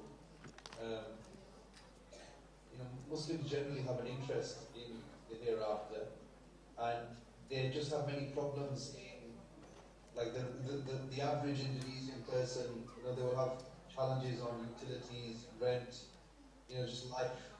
And if we can make it easy for them to participate with small amounts of money, then I'm sure we will have much more accelerated growth. The problem we have with Waqf as a mindset today is it's often seen as an issue for rich people. But the reality of the Islamic religion is it's not for the rich people, it's for everyone. And the poor people, the not so poor people, the rich people, the not so rich people, we are brothers and sisters in faith. So I think it's really important that the Waqf make it easy for people to get involved and they lead by example. So, like I said, the more easier it is to access, the more easier it is to pay, that what we'll find there'll be more and more people will come on board. Because if you look at marketing, for example, they will say the best marketing is word of mouth. And if, for example, I'm a middle-class person, let's say I'm driving a bus, or I'm a teacher, and I start a Waqf with even ₦1 million, for example, and I will tell my mom, and I'll tell my dad, and I'll tell my brothers, and I'll tell my sisters, and people are like, oh wow, you think you can do a Waqf with this much money? Or if I have friends abroad and they start with $100 or with £50, together we will start seeing a massive growth. And what we need is good Waqf that are successful to open up their system to the average person who can feel it's easy to get involved, and then they will feel a part of that story. Like I'm sure everybody that's watched the presentation today will be humbled and really inspired by the sister as she spoke from Nur al-Iman. It's a lovely, inspirational, blessed story that she has. And may Allah subhanahu wa ta'ala accept from her and all the people that work with her that we don't know. But for example, those 15,000 children, if those 15,000 children become 15,000 adults with Waqf, that will be a great story. That they themselves will be giving back into that Waqf, even if it's smaller amounts. And that's 15,000 new customers just from one Waqf. You go across Indonesia and you have all these other Waqf, the staff open Waqf, suppliers open Waqf. You can just see a whole new story happening in a country that is, mashallah, having Waqf laws and regulation, and it has great leadership in this space. Like, You know, I've had the privilege to, you know, meet with colleagues from central bank, the government, you know, Ministry of Islamic Affairs in Indonesia, and I've always seen it a country which has not just an Islamic vision, but it acts. Many Muslim majority countries, they speak about Islamic structures, but they don't necessarily do anything about them. In Indonesia, we see the opposite. MashaAllah, we see both. We see them speak about these things, but they establish, you know, structures to support that. They establish laws to support that. They put resource behind that. Like we look at Basnas, for example, on the Zakat side, it's an exemplary organization, you know, sitting there under the vice president's office, ministerial engagement. You know, it's not talk, it's action. And I think the easier we make action for people, the quicker that we will see traction. And that's my view on that. Okay, thank you so much, Mr. Azim, for sharing with us. So the point is to make the donation as easy as possible, so encouraging people to involve. So it is a really insightful and interesting discussion what we need to end. But before we end this session, I will give opportunity for each speaker to give the closing remark first from Dr. Umi Wahida. For me, Waqf is what they say Waqf. That means it stops there. And I was talking to my government friends. I'm actually quite worried. The Waqf assets in Indonesia have to be extended. Like if we have the Waqf certificate, every 25 years we have to pay a certain amount, a certain percentage of the price of this Waqf. And I was hoping that the government please change that rule, because if now, like, because my father is one of the person who is in charge of Waqf in Singapore. He said that when these not rich people, the people who buy land in Singapore, they come using sarong, beca, and then they buy the lands, 1 shilling, 2 shilling, because before we were British occupied. And then the grandchildren, the grandson came with a Mercedes car, sell all the land, including the Waqf. Why? Because in Singapore, Waqf have to pay the tax, and taxes in Singapore are so very expensive. So the Nadir cannot pay the Waqf, so they have to sell the land. We are, alhamdulillah, fortunate. We are in a Muslim country, and the government doesn't take tax for Waqf land or assets. But what happens later when the government is not pro-Muslim, or the government becomes like a Singapore government, where Waqf assets have to pay tax? That is what we have to think. How Waqf have to be independent and sustainable. Like my school, inshallah, until hereafter, my students, my children, my Nadir will continue with the business. Because when business, inshallah, it can be sustainable. Because you have to, and inshallah there is the barakah. What is barakah? Ziyadatu khair, where everything is for the goodness of the people.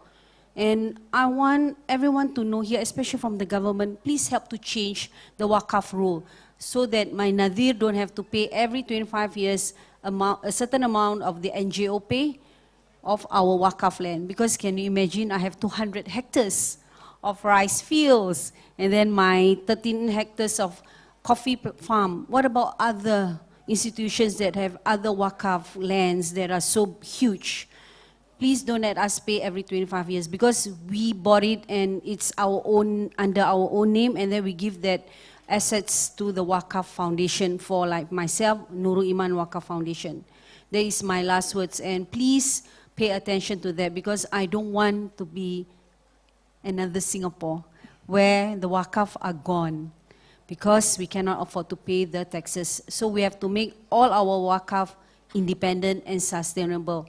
No donation, no zakat, no infaq, no sedekah.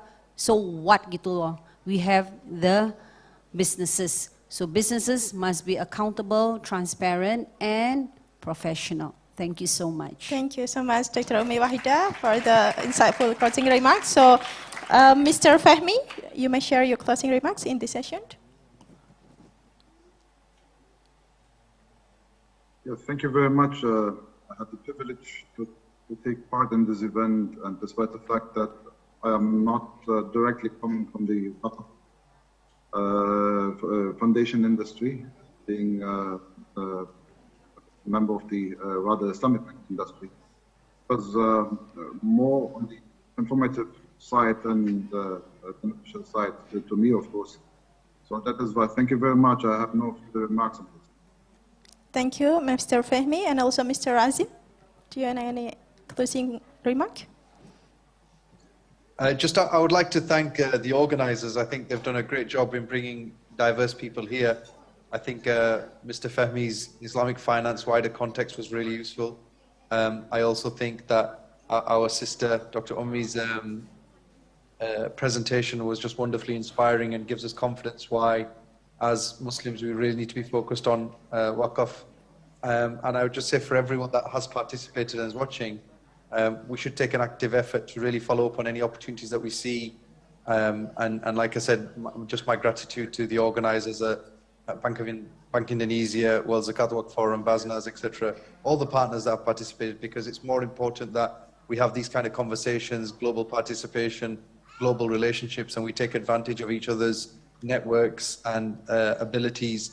We often look at, for example, Indonesia and Malaysia for kind of Islamic leadership. We also look at the UK, for example, in governance and stability in different types of asset classes, especially real estate, which we know is popular for Waqf. So the more channels we can open between ourselves to do business for Allah's cause, I think the better it is for all of us.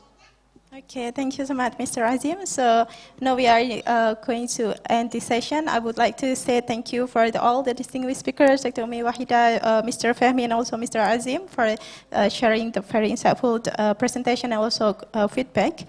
So I end here. Wassalamualaikum warahmatullahi wabarakatuh. I hand over to the MC. Thank you.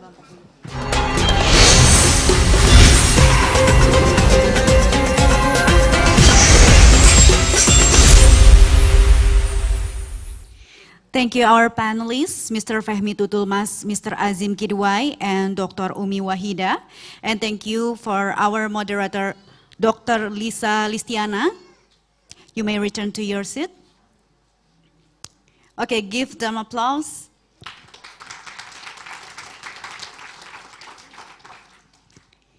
And now we will begin Kahoot quiz session.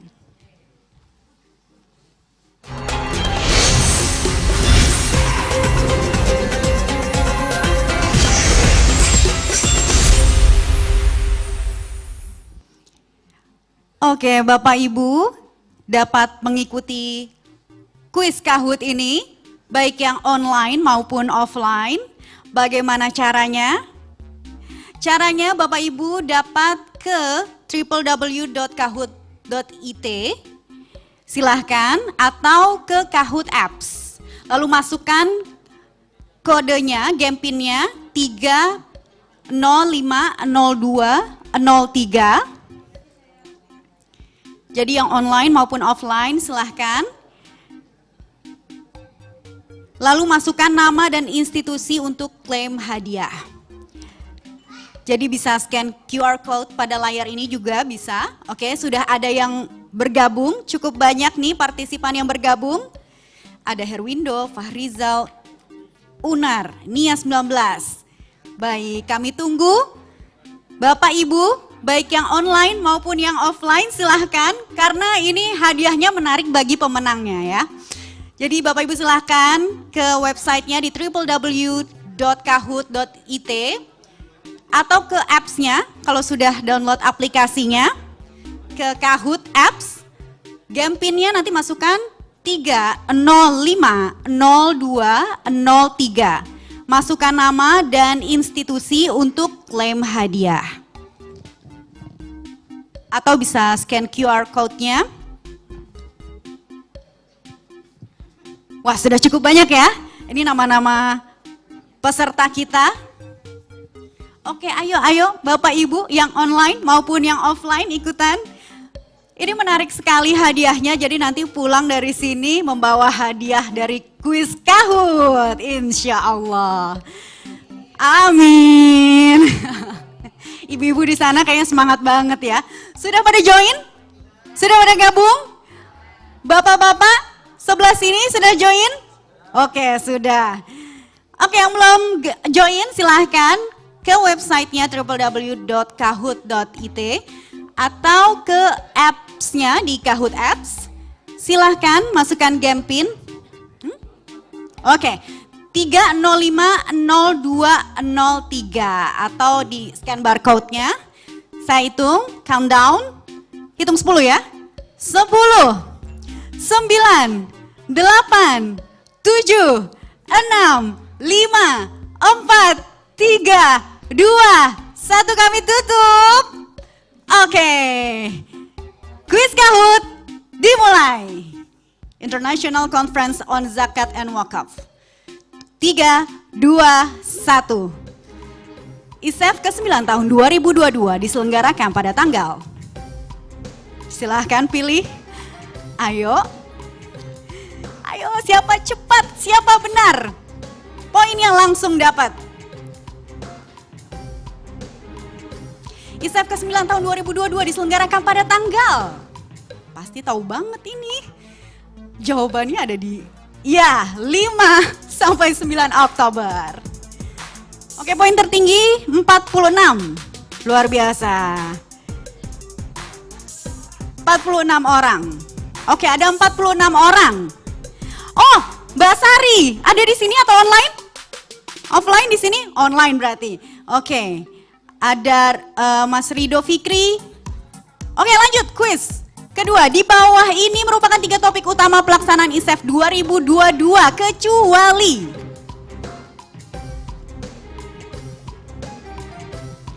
di bawah ini merupakan 3 topik utama pelaksanaan ISEF 2022 kecuali ada kecualinya.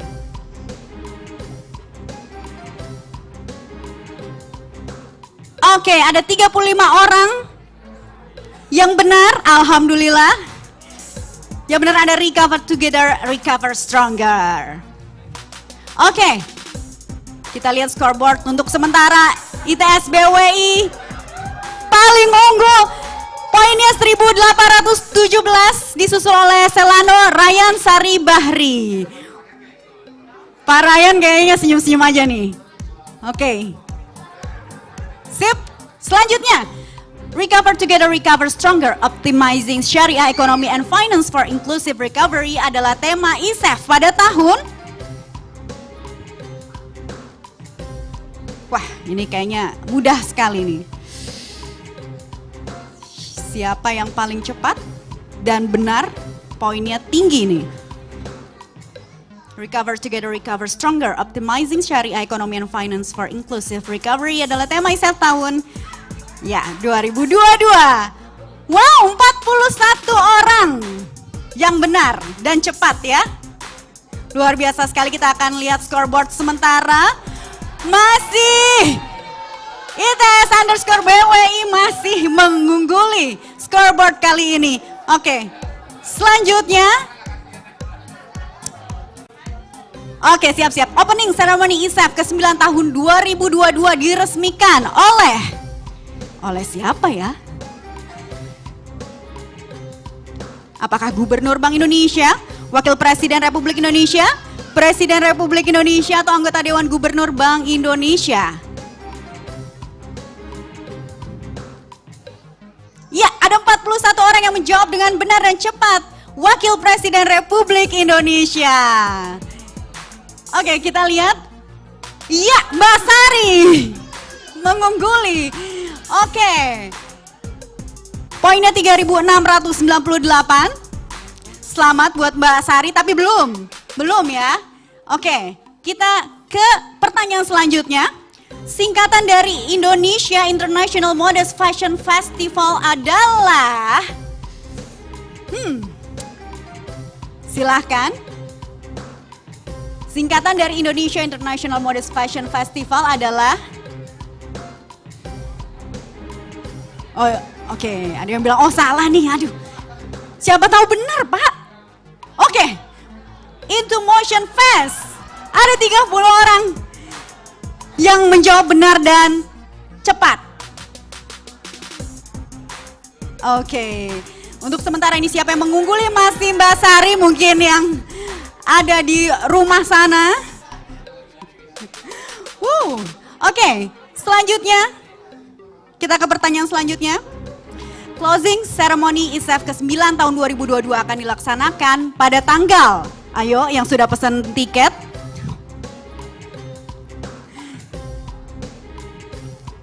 Oktober, 9 Oktober, 8 Oktober, 10 Oktober. Ini gampang sekali.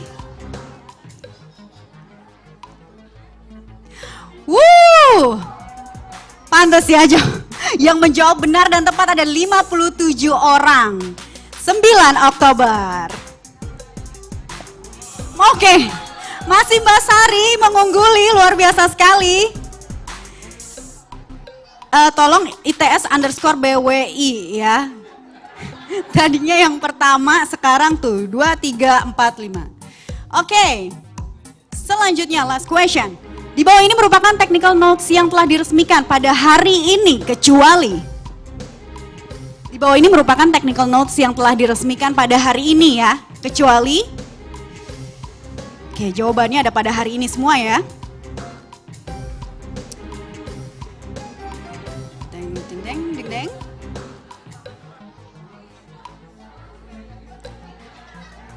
Oke, siapa yang benar? PNWCP on Risk Management. Oke, wow, ini tipis banget ya. Tipis sekali, 21 orang yang menjawab dengan benar dan cepat.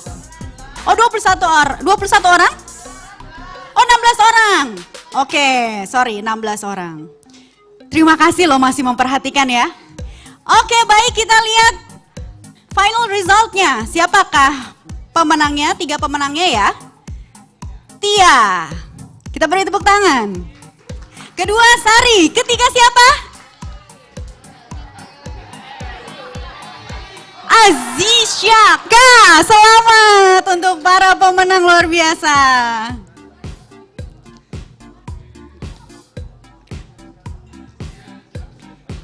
Baik, selamat untuk para pemenang kuis Kahoot. Oke, baik.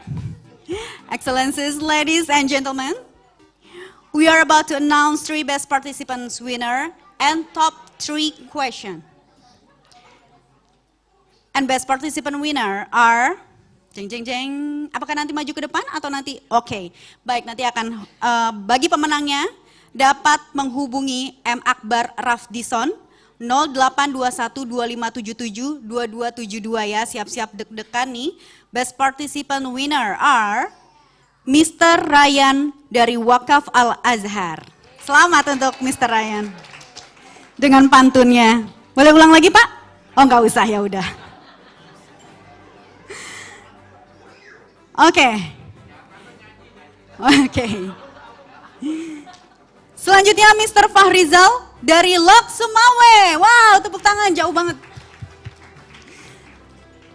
Yang ketiga Mrs. Arida Harahap dari Medan. Tepuk tangan.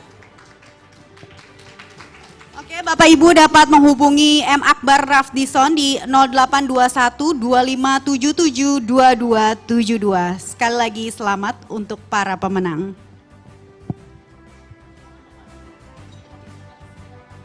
Baik, kuis Kahoot sudah selesai.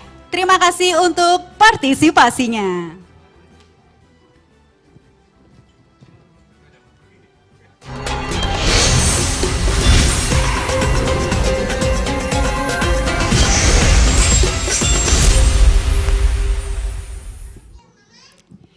Ladies and gentlemen, we have arrived at the end of today's event. On behalf of the organizing committee, we would like to thank all the speakers, moderator, discussant for delivering such valuable insight. And for all the participants, we also would like to extend deepest appreciation to you for your support and engagement throughout the event. And we would like to inform you that participants who receive souvenirs can use ISEF voucher at the exhibition area. Once again, thank you. Apologize if there is any inconvenience during seminar, and we wish you all a pleasant day. We hope to see you again on our next event. I'm Rika Indriaswari. Wassalamualaikum warahmatullahi wabarakatuh.